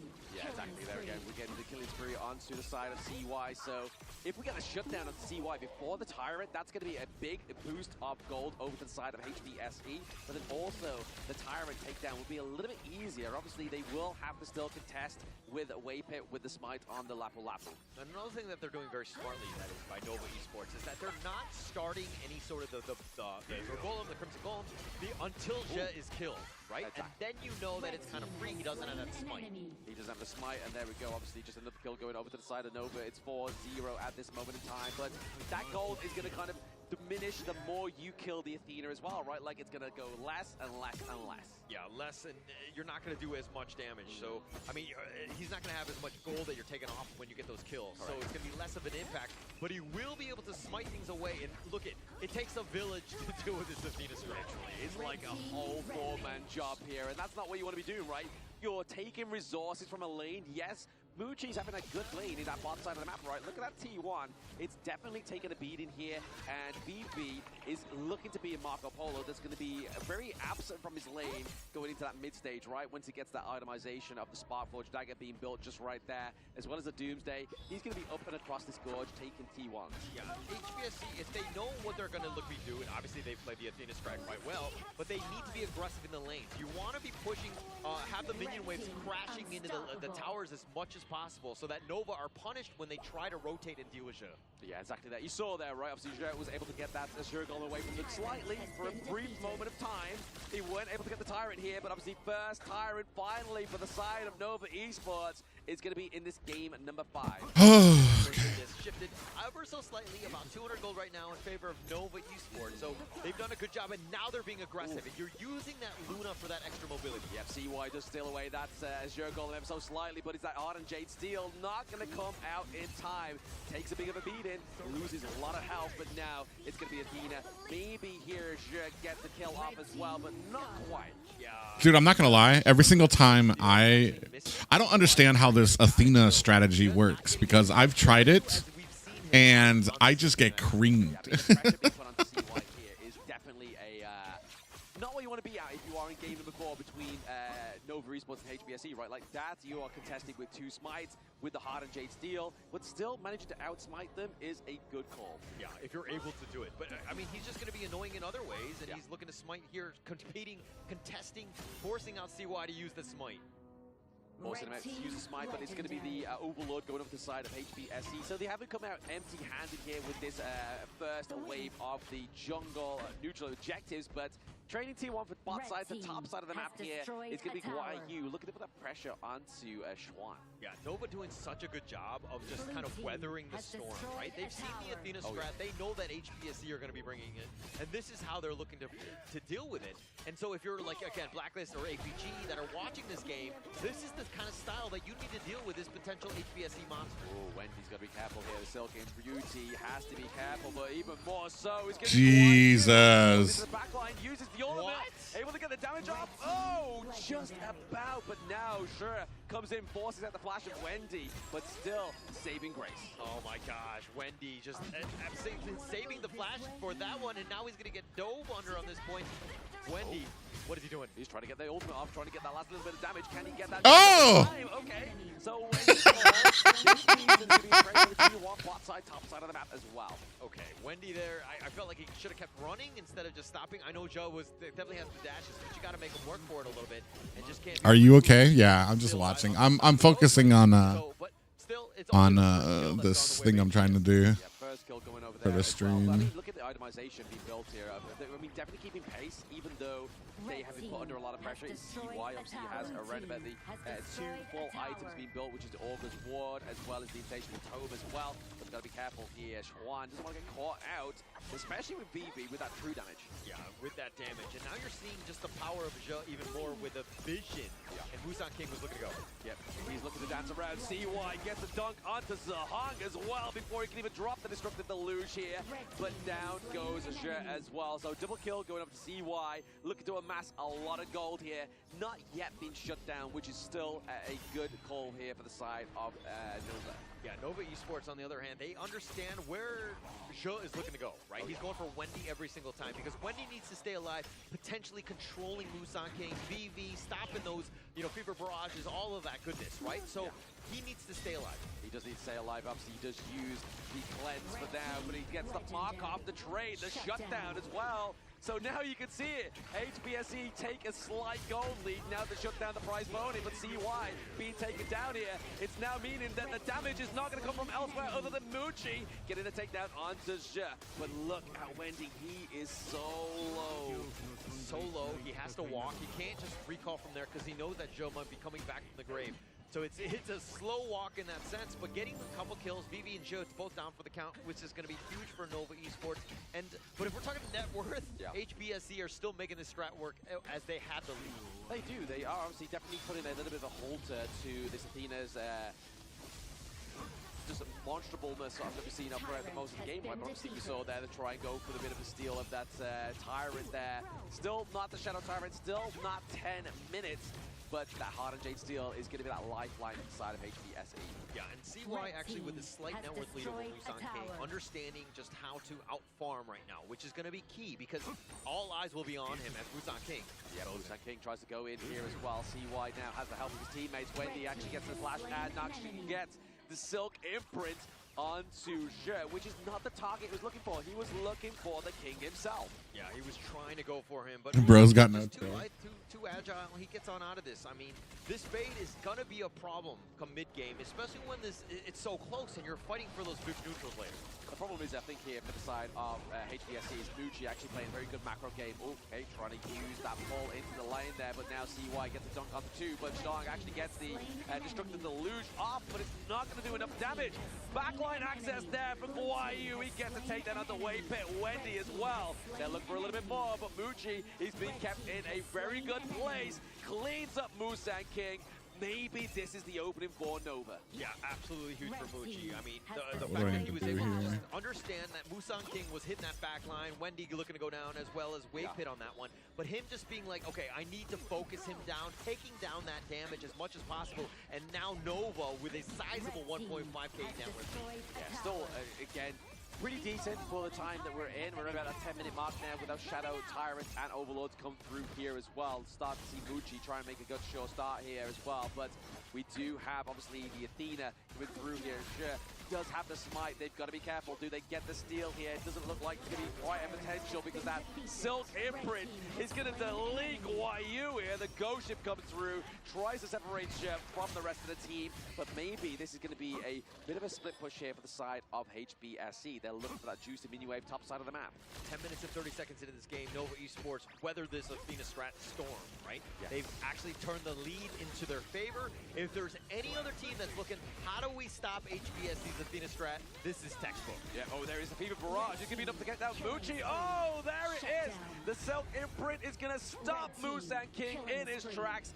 Zahang and She have to defend the base. Oh man, both of those guys, Musan King and Vivi, just not on the same page. If they went in together, they would have gotten the wombo combo with that damage. But Vivi going in with that Fever Barrage, and then after he died, Musan King going in, you could tell that they were just slightly off in this coordination. Yeah, coordination, communication, maybe just a little bit of a intercom here between these two teams, but CY definitely been showing how his prowess on this Moon Blade Luna for now. Obviously trying to get stuck onto either or VV at this moment in time, but just getting that T3 takedown into the bot side and mid lane map here is really going to open up the house of the homeboys. Yeah, taking what they wanted, those T3s, but now they're going to get gone on here. Je just continuing to just do what he's going to be doing, right? He's looking for those steals, and he actually takes that, but he gives it right off. Exactly, that's the problem, right? If you get the steal, you give it right back. It's like, yes, you get the gold away from the camp, but you then give that, you give the buff straight back over to the enemy team.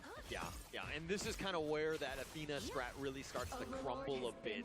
He hasn't really been able to get too much value. Yes, he's got that kill onto like Wendy and things like that, but just overall, Nova Esports have been able to, again, deal with this Athena. Yeah, maybe HBSC's movement here is just get the macro play right. Obviously, you see the mini wave top bot side of the map there for themselves, but then top for here. Nova Esports looking to approach that final T3 here. Now they drop the Radiance as well. We see Musan King going in from the sidelines. Can he get enough damage onto Schwan or either way Pit? Muji looking pretty low, but he is just going to keep shredding that damage thanks to that lifesteal into Doomsday. Yeah, and Je, I mean, he's tanky enough. He was doing a decent amount of damage to Muchi. Almost got it, but I mean, Nova just turned around. The rest of HBSC were really not there to kind of help support. It might have been suicide. VV, oh, he gets taken down. He's not having the best game here onto the Marco Polo. He is definitely being put into his tracks here, but now it's going to be Nova Esports with the comeback here potentially. They're trying to stop that Vanguard, and Guai Yu does it for now, but there is going to be a base race here. For the side of Nova, they come back in game 4. Yeah, no sweep in mind. You know, Nova Esports, you knew that they were going to have something in terms of a counter strat to deal with this Athena strat, and they pulled it off. Yeah, one brick at a time as they look to pace themselves for a potential reverse sweep against none other than Homeboys Blackstreet Esports here. But that is still a long way to go. But fortunately, for the Nova Esports here, they did found a decent answer against the side of Homeboys Blackstreet Esports in the Athena room. Is dying 14 times good? Oh god. I mean, it's been successful before. As well as get his own farming done.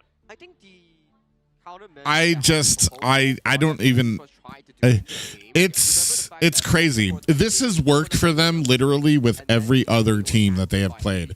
Somehow here though, they just are no homeboys just have the fucking plan for it. If this same strategy was something that was really big in Mobile Legends as well, with the Diggy sacrifice strategy, where Diggy would just immediately go in, get and Diggy doesn't even do the damage that Athena does. Diggy was just like a roam, so he would go in,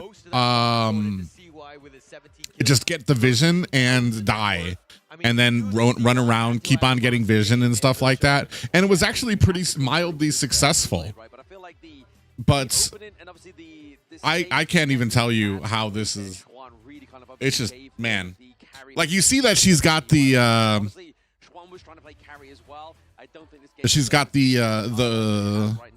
smite as well to try to steal buffs away. But the problem is that even if you steal the buff away in HOK, if you kill her, you get the buff right back. So. Tanking about 150,000 damage from this Luna alone. but also Muchi. I mean, his 82,000 damage. When they found that back line, he was there to do the damage to ensure that no one. I don't like how teams always target heroes instead of hitting the enemy base when they are winning, because that's the safer bet. Splurts. The problem is that in HOK you get punished so hard for mistakes, especially mistakes at the base. Now, yeah, you can all attack the base and ignore that one hero that is aiming at you, but eventually he's going to be able to take down the safest route is to take down the hero first. I'm kidding here. No, I will tell you, it's definitely HP. No, I'm always for the underdog. The good guys are always the underdog. So I do want to point out that in this game, like what Vlad mentioned here, the Magistrate on the hands of Muchi, also an interesting build. It's not a tanky DRNG that we usually see. He's go up for the Doomsday into the critical chance DRNG here. So a stronger late game funneling for this marksman player here. And then the tipping point that we really need to point out was the fact that Muchi found the decisive kill on towards the Fade Musang King. Yeah, and that's pretty much all you need in terms of the damage, right? But of course, it's got to be the MVP, showing up when he needed to. When the team needed you most, it was, of course, CY on this Luna. He was. It looks like he's going to be 17-1-7. Makes it very easy. Like 15 of those kills were on Jhe. A little bit, buffed in that sense. But the 43% damage, that's where he truly shines. 17-1-7. It's like a ranked game. Now, is Nova going to actually be shining bright after the death of their star coming through after this game? Number 4 points coming through for this team, right? But obviously that 43% damage dealt is absolutely monstrable. But you can see here into the highlights exactly how CY played the Moonblade. That is such quick footwork coming in from CY's Moonblade here. Immediately extracting the backline, getting Zihong, and then kiting towards Zhe. But this is the tipping point that we talk about here. Goal lead is dead even here, but take a look at Waypit here. When Musang King jumped towards the top, found the side of Wendy here, but at the second one that we see here, he gets pulled down by Xuan from the wall, which allowed Muji to find that burning kill. I mean, if you saw that kill right there, it looks like Musang King got pulled into the fight because Jhe was continuing on, and I felt like that was I mean, Jhe's going to die regardless, so Musang King probably should have got out of there. Just got to save yourself for the next day, but the biggest piece to me about this one is that fact that Nova Esports have finally been able to solve not only HBSC's Athena strat, but also them as a team and getting themselves one win in terms of the series. It's a very good confidence builder, especially for the Nova side, but it's still match point in hand for the side of Luxury Esports here. One mistake that will be dealt towards the side of Nova Esports, that could just be checkmate, and there you go to the lower bracket. All it takes is 1 point, right? One win onto the board, and that's the second win that you need here. I mean, yes, you are going to falter even further into the ocean of the global ban pick now, but hey, Nova's able to actually put out a win, so that's a good thing for them here. Yeah, I don't know if it's my indigestion. Wait, how did... Am I dumb? Nova Esports, but if we're talking Neville's got it, but I'm coming in from the side of CY. When you give him an easy going game, try to do in their game. Yeah. Remember the I will tell you is match point in hand for the side of Homeboy's Luxury Esports here. We need to have 2 more back-to-back wins coming in from Nova Esports. Yes, obviously Nova Esports need to try and come back here in this best of 7. So, are they going to take it to the ultimate battle, which we failed to see yesterday? Obviously, we haven't seen one yet after our 4-day break. I feel like we are due an ultimate battle. Yeah, it's a huge confidence boost for Nova Esports going into this one. Of course, it's just one game, but you got to look at every single one of these games as like single best of ones, right? This is the time where you need to show up. I think that would be the ultimate demoralizers for HBSC if you were to reverse sweep them. And they lost on the true strat, the Athena roam that they prize themselves a lot here. So maybe it's starting to look like a momentum shift up coming in from the side of Nova Esports against their competitors here, which is HBSC here. But all that needs to be starting on the drafting as well. And so far, red side today, 100% win rate. Red side, best side, right? You're People giving me all the responsibilities to choose a wedding gift here. Kind of counteracting. Okay. It just so happens to be in this series, red is fine. Let's see how the second series goes. But I think that it's, again, the counter draft has been key. I suck at those? What the fuck? Up against these 2 teams. Bro, how about this, champ? Try this. Take everything you know about the couple, things that they like, and put it into ChatGPT and ask ChatGPT what wedding gift it recommends. See if that works. the likes of the heroes. All right, what am I doing here? They have not, their enemies have got, right? But it's still quite a lot of heroes that are now not available. Yeah, not a lot in mind. I mean, going into this one, I think that they need to continue to ride this momentum train that is CY. He's feeling it after that last one. He got fed, got a bunch of kills, MVP, everything that you wanted for. They need to continue on. Let him do that same thing. Might not be as easy because you're not getting that takeaway of that food delivered to you into this next one. And my question coming is, will Nova Esports play the Athena roam themselves, or will Homeboys There are actually three slayers very sense her eyes from so it will be an fully interesting open to pick and close. match here coming into game fight alone, but what I expect here at the very least from Nova is to remove the likes of the Mai Shiranui and the Arlie from the pool away from HBSC.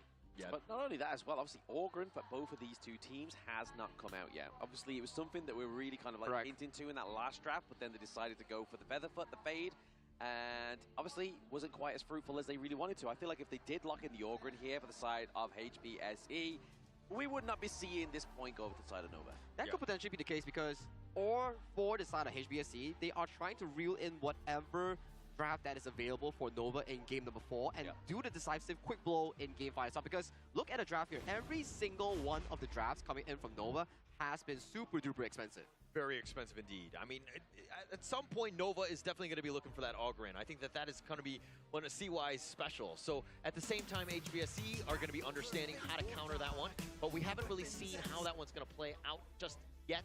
But Nova finally won. Yeah, they finally got one. Fucking Homeboys tried to pull out a fucking the Athena sacrifice strategy. The 100% winning side here, so it's now at their loss to lose this winning side, the red side for the side of HBSE. I think the blue side priority only lies on the fact that top Clash lane could pick up potentially like the Mayin or the Rose Fencer here. So these are the available options for the first pick here, or even the likes of the Ogren or Diadea. These are still the up and available picks that can be drafted for the side of Nova on their first pick. Yeah, and it's still very open, right? I mean, we were talking about expensive picks, but these guys still have their signature heroes very much available, right? And then the assassin-style junglers, those are, you know, Fade on the other end. You have, you know, the Jing. That you have a lot of potential power plays still available. A lot of power plays, a lot still at the helm of these two teams, but they have to draft the best foot, right? Obviously, especially if Homeboys don't want to go to an ultimate battle. I mean, yes, they have the better historical point that they've taken the victory on the only ultimate battle that we've had so far within the KIC 2025. But they could lose it all to Nova, who was the Ultimate Battle champions in Season 3.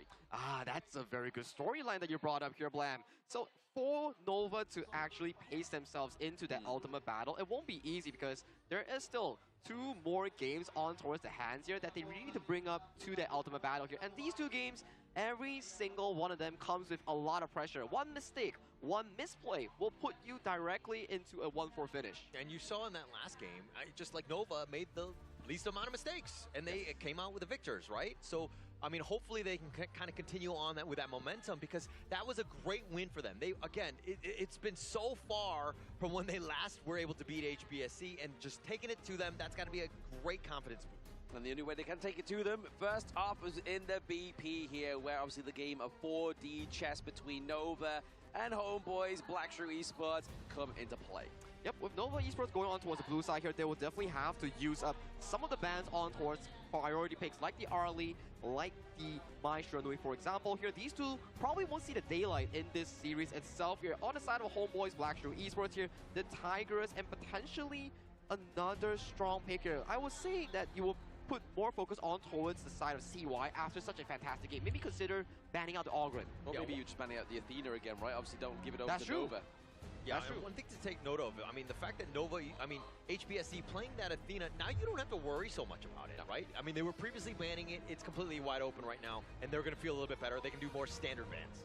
There it is. There's the Augie boy coming through. Soul Guide for the side of Nova Esports. CY gets the charge with his tank. This is a perfect scenario for the side of Nova Esports to start picking up the Ogren here. Because Homeboys Black Shrew Esports has already expended the likes of the Lady Zone, and the pay is no longer available here. 2 of the prime counters against the Soul Guide has been removed from the pool here, and priority has been given over to some of these remaining OP and tier 0 picks, which comes in the form of the Soul, the Diadea, and also the Rose Fencer. I mean, interestingly enough, obviously the Mai Shiranui is still available here for Zahong, right? They could go for this pick to obviously have early, fast-paced aggression here, but onto the side of Nova, it looks like they're going to be locking in the Byron here for Schwan. But ultimately, they still have the shirt here as well from the side of HBSE.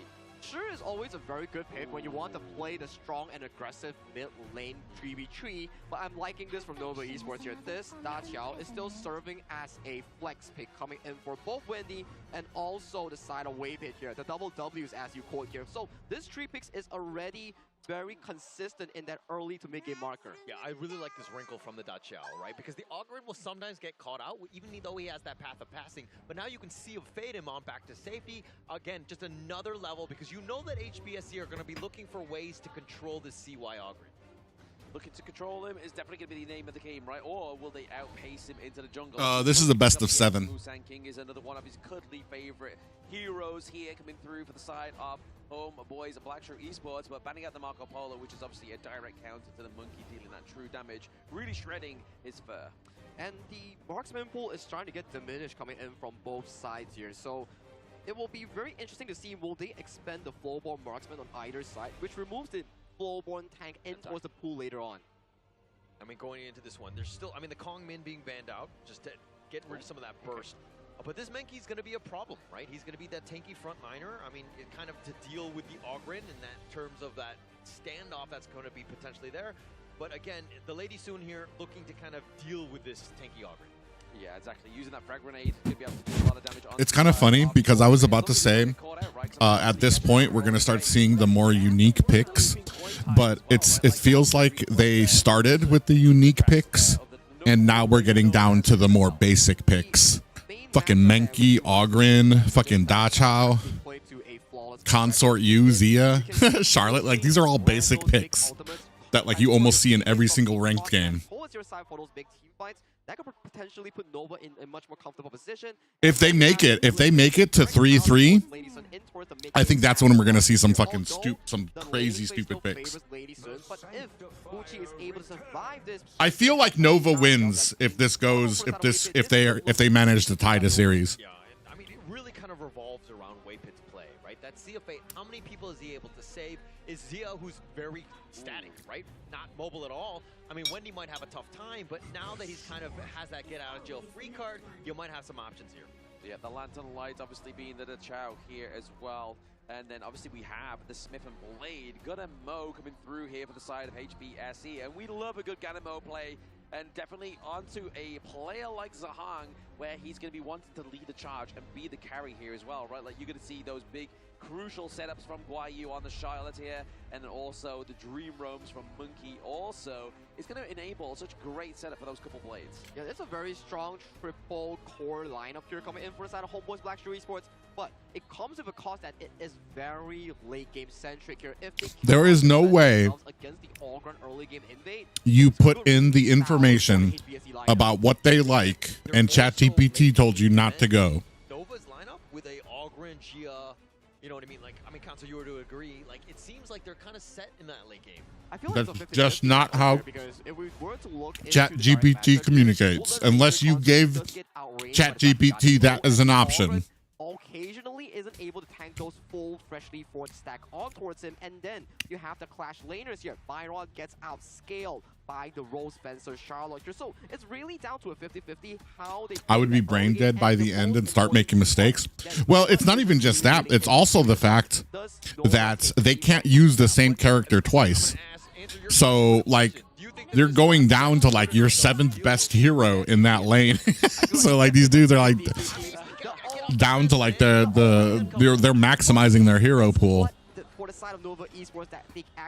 This is crazy. I think it's absolutely amazing how they started off with these unique picks first, and now we're down to the basic picks.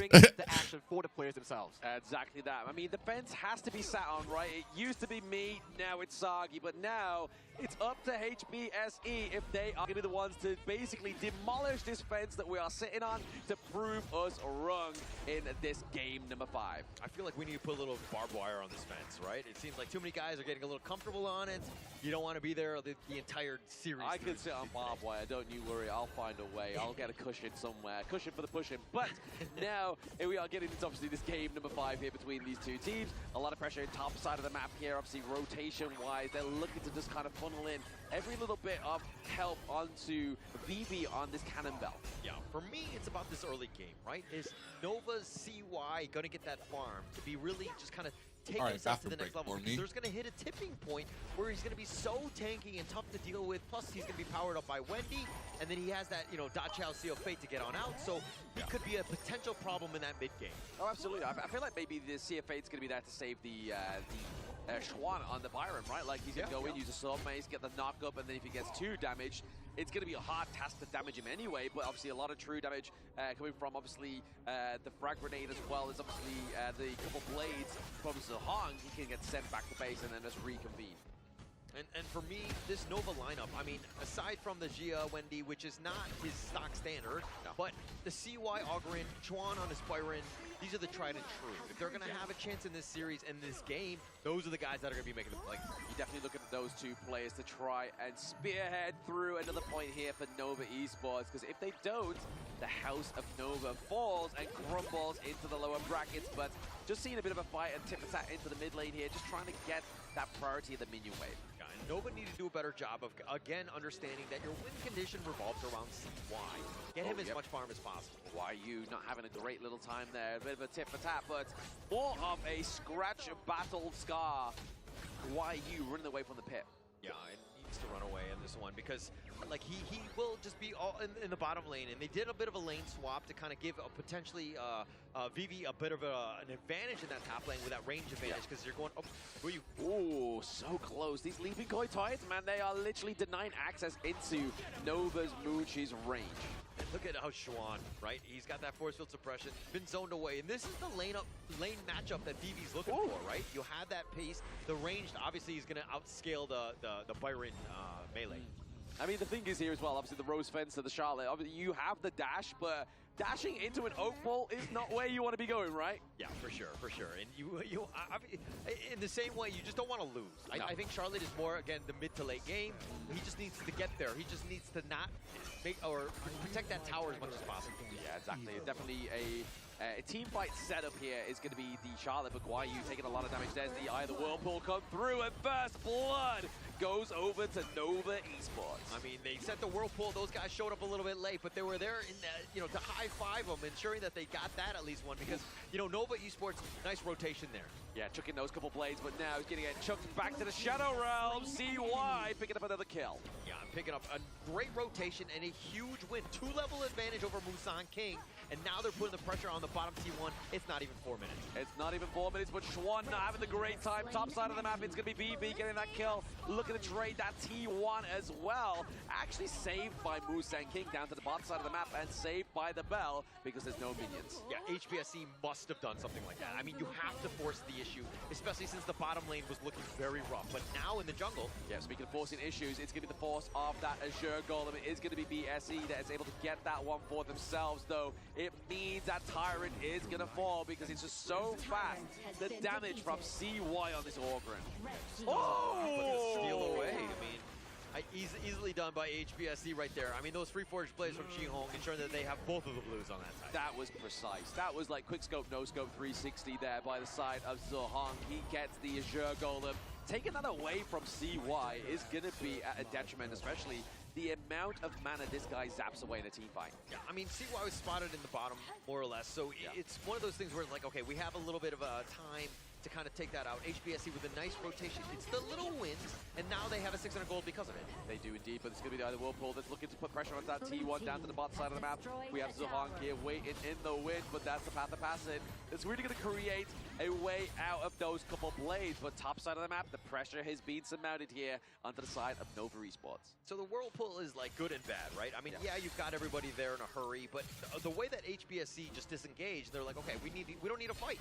We have nothing to do. We don't have the numbers here to be there, and they put pressure on the top T2. That's a win for HBSC. Yeah, win so far for them. Obviously, they do get the Overlord here as well, going off to the side of HBSC. A bit of a repeat of the last game between these two teams, but I feel like the pressure definitely needs to be created by CY. CY has to be leading the charge for the Dream Roam, leads the charge here for HBSE, but the path has been created, and it is going to be a passing one here for CY. Yeah, and that's what they need to be careful about, right? HBSE, I mean, they have a surprising amount of burst. You have Jiyoung on the gun and bow, as well as VP there with that ultimate shell, so you've got to be careful. And so this is why also Waypit needs to ensure that his Sea of Fates are there to keep CY alive. Yeah, CY definitely doesn't want to be dying anytime soon, especially when that Azure Golem's up as well, right? Like, if he died then, that's another free Azure Golem over to the side of HBSE. But speaking of free, they're going to get a free T1 top side of the map, being traded for that T1 down to the bot side here. Giant's Grip, as well as support item being built for Wendy on Tasuya. Yeah, I don't want to be over dramatic when I say this, but CY, if he dies in like the first 10-12 minutes, the team will crumble, because there's so much that's riding on him to ensure that he hits that tipping point of items where he's able to tank and be able to survive, because the rest of them are really, they will crumble without this front line. Yeah, but the good thing about the Ogren here, though, as well, is the fact that it forces HBSE to build anti-heal items first. As you can see there for Zahang, they built a bit of a staff. They built the Blazing Cape onto Monkey as well, so really forcing them to get that one before the damage items come through means that you can try and build a big outcome for your team before that moment comes. But there's a Sea of Fate for the side of Nova, sitting in that brush there, but giving the access onto the back line right now. Schwan trying to do a lot of damage, but the couple of blades with the rolling raid and the ultimate shell, but ultimately it's going to be Musan King picking up a kill, but then being on the receiving end of CY's death precipice. Yeah, CY just strolling in from the top, ensuring that he gets the cleanup onto Musan King. That's going to be a win for them. But Schwan kind of, I mean, he was tanky. He was, you know, going in, but the Sea of Fate, it seemed like it was committed a little bit early, which is uncharacteristic of Waypit, and not able to keep him alive. If they were able to get the 1 for 0, it would have been much, much better for them.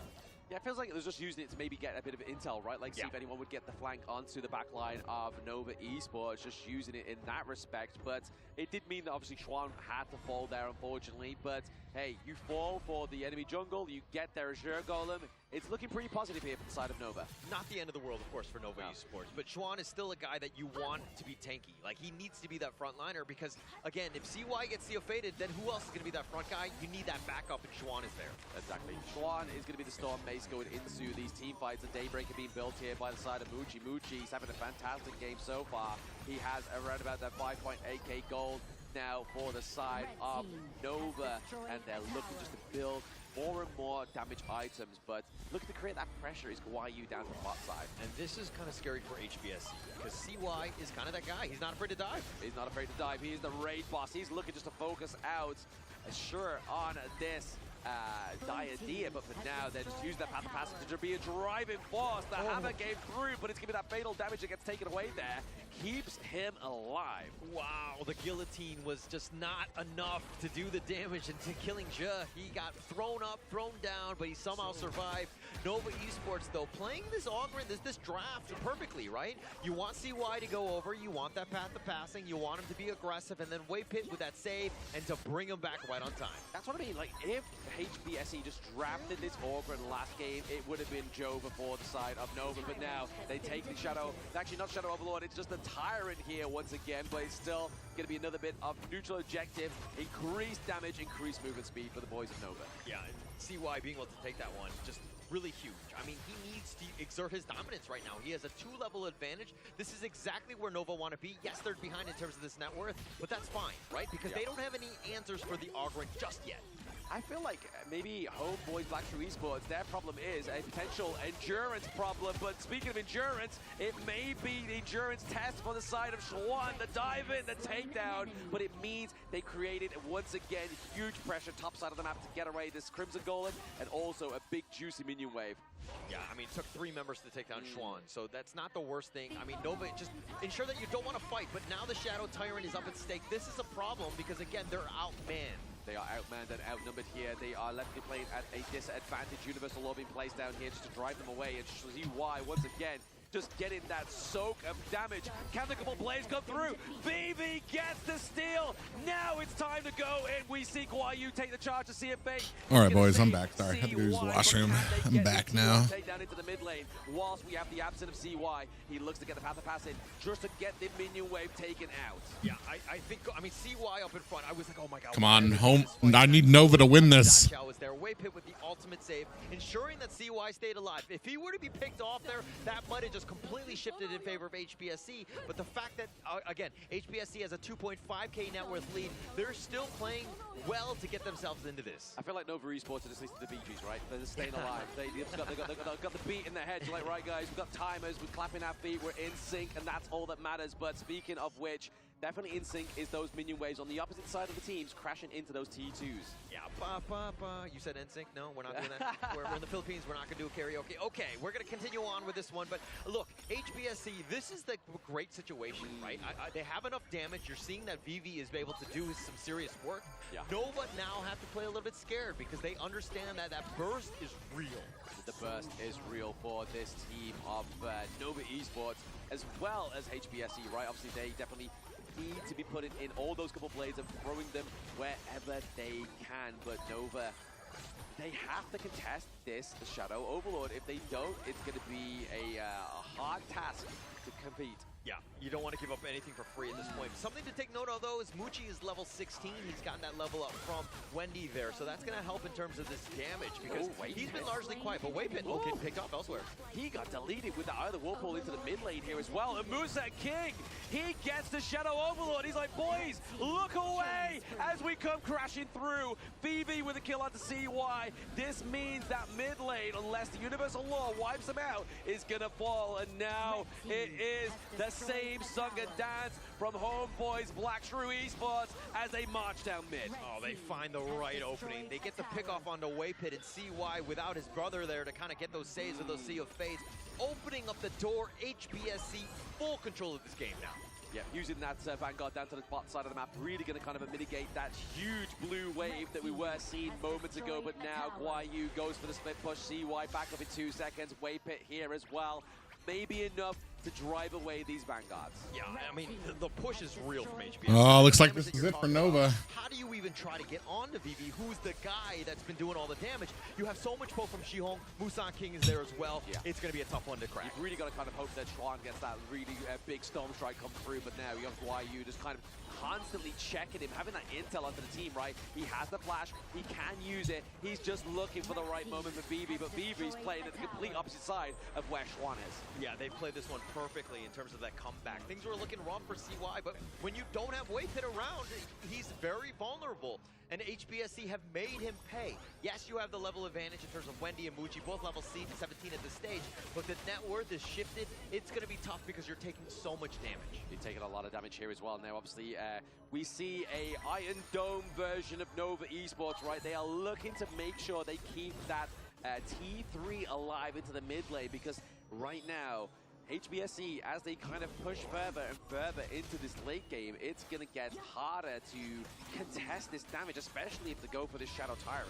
Yeah, Nova Esports, though, haven't really been able to kind of, I mean, aside from the saves, but CY looking to go in.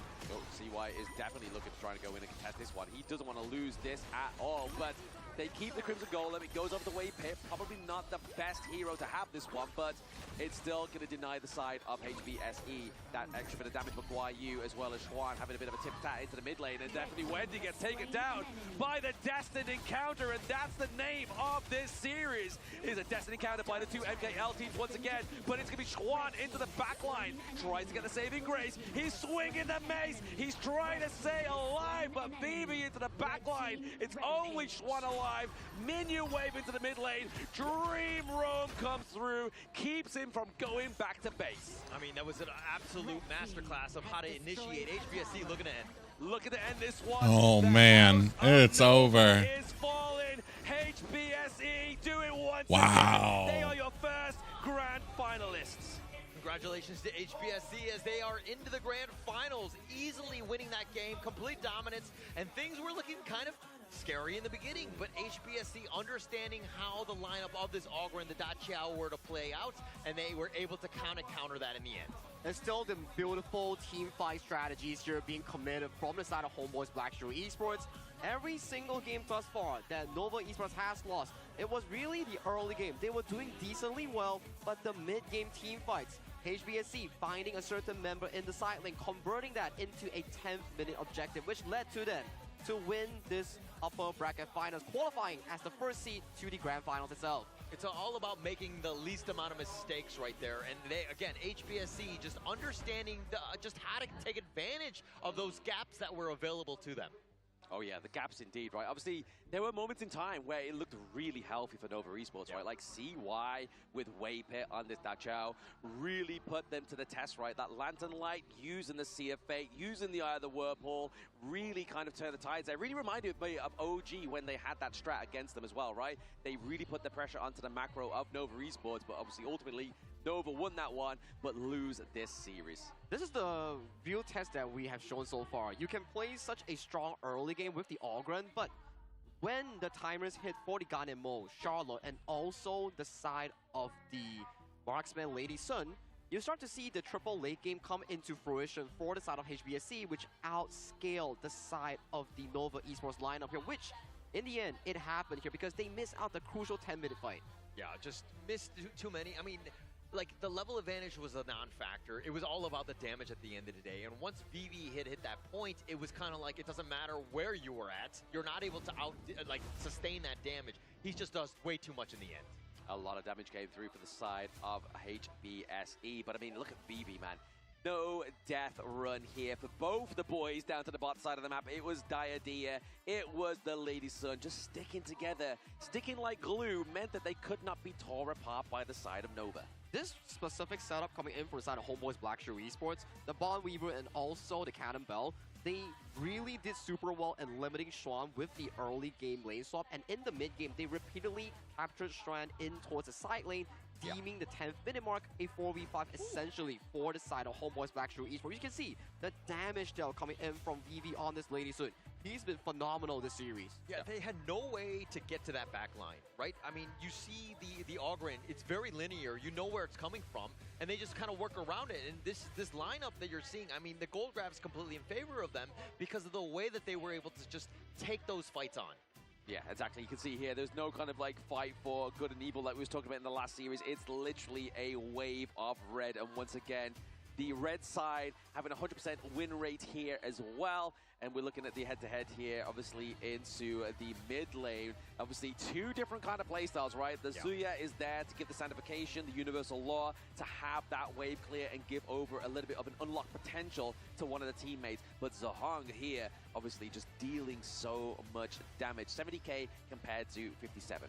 Yep, it's a knowledge gem mid-start that we talk about here, that you funnel all the single available resources in towards the hands of the Ogren here. But if CY falls in those fights, the gold lead immediately explodes with this Zihong Ganemo being the sole factor here. But of course, VV having a phenomenal game on that Lady Sun, well deserved of the MVP coming off this game number 5. Yeah, completely carried on that one. Just his farming efficiency was really, really great because that's what they needed. They needed that damage and with those items. And 31% of the team's damage, 402 was never really at any sort of risk because again, if you're looking at the draft, Nova Esports had no way to find him.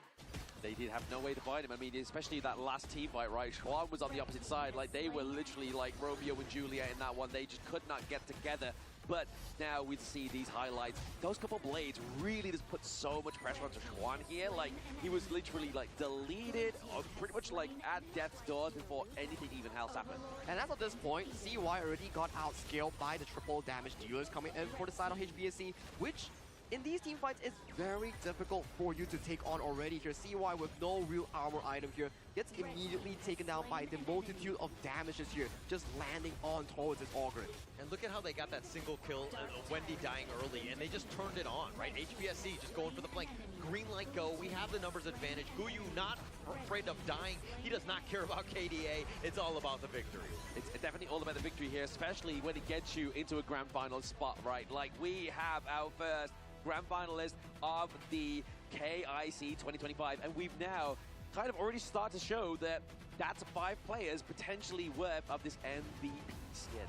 Wow, that's the thing, right? If you see the entire performance coming in of this upper bracket finals, HBSC really proved despite that Nova is their kryptonite. For HBSC, they really counteract against Nova every single draft that they propose in the first 3 games. I mean, going into this one, we're going to see in that Blacklist International versus APG. Blacklist has been the closest to taking down HBSC.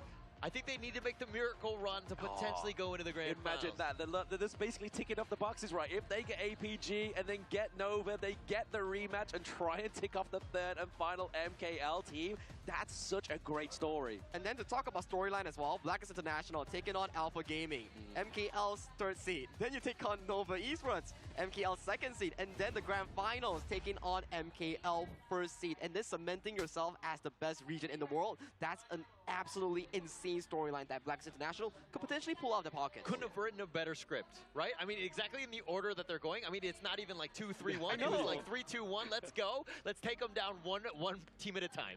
Well, with that in mind, Nova Esports did suffer a loss against Homeboys Black Shrew Esports in the upper bracket finals here, but we do want to hear from the HBSC players. Butters and Mara, do take away the interview on the stage.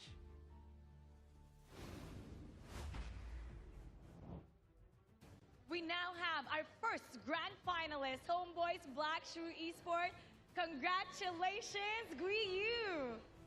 Yeah, and as for the first question, congratulations on winning that upper bracket finals match.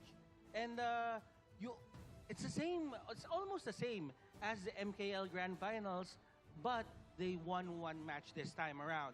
Now, my question is, were there any difference in the type of preparation that you did for this upper bracket finals? For this field day in our scrim, we prepare new draft like Sun Bing, but not that all. We still have secret weapon in final. You know, Guiyu, it shows how prepared you are. Because every time you go up against another team, Homeboys always dominates them. How does it feel to be considered one of the strongest teams in the world when it comes to Honor of Kings? I felt very happy because before the match, I see all the talent is support Nova. We beat the prediction, and I think they already forget how we win Nova in MKL. I have them review in today. You definitely proved that you are the stronger team. Now, if you were to predict who you would face in the grand finals, who would that be, or who do you want to go up against? No have any special team I want to against. Just see them fight first. I think that was very amazing. He doesn't care whoever He doesn't care. gets He doesn't in have grand finals. any predictions. He will beat anyone who steps up to that grand final stage. But now, tomorrow, you will probably get the chance to meet what people are saying, what the Filipino people are saying. That is your long-lost twin, H2. Now, do you have any message for H2 that's probably watching right now? Do you have any message to him? H2, let's take a photo. We see really same or no? The crowd is definitely gonna love that. You guys look almost like twins. Now, what would you like to say to all the supporters, not just for Homeboys Black Shrew Esports, but the supporters of MKL? Thank you for your support. We will try to do the best team for MKL. Congratulations once again, Guiyu. You guys are phenomenal. A lot of things are going to happen. Are these Chinese players on the Malaysian team? You are watching the Honor of Kings International Championship 2025. And we'll Hold on, I'm just see.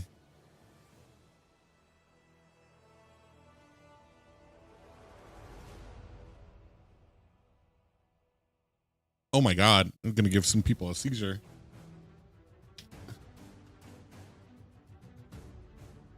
I'd be a little disappointed if those were Chinese players, just because I was kind of hoping that Malaysia was kind of like coming into their own and not just fucking importing a bunch of Chinese players to dominate these tournaments.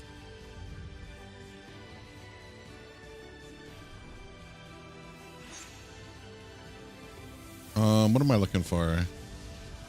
Homeboys. Oh, was that VV? I don't even know who that was. Was that VV?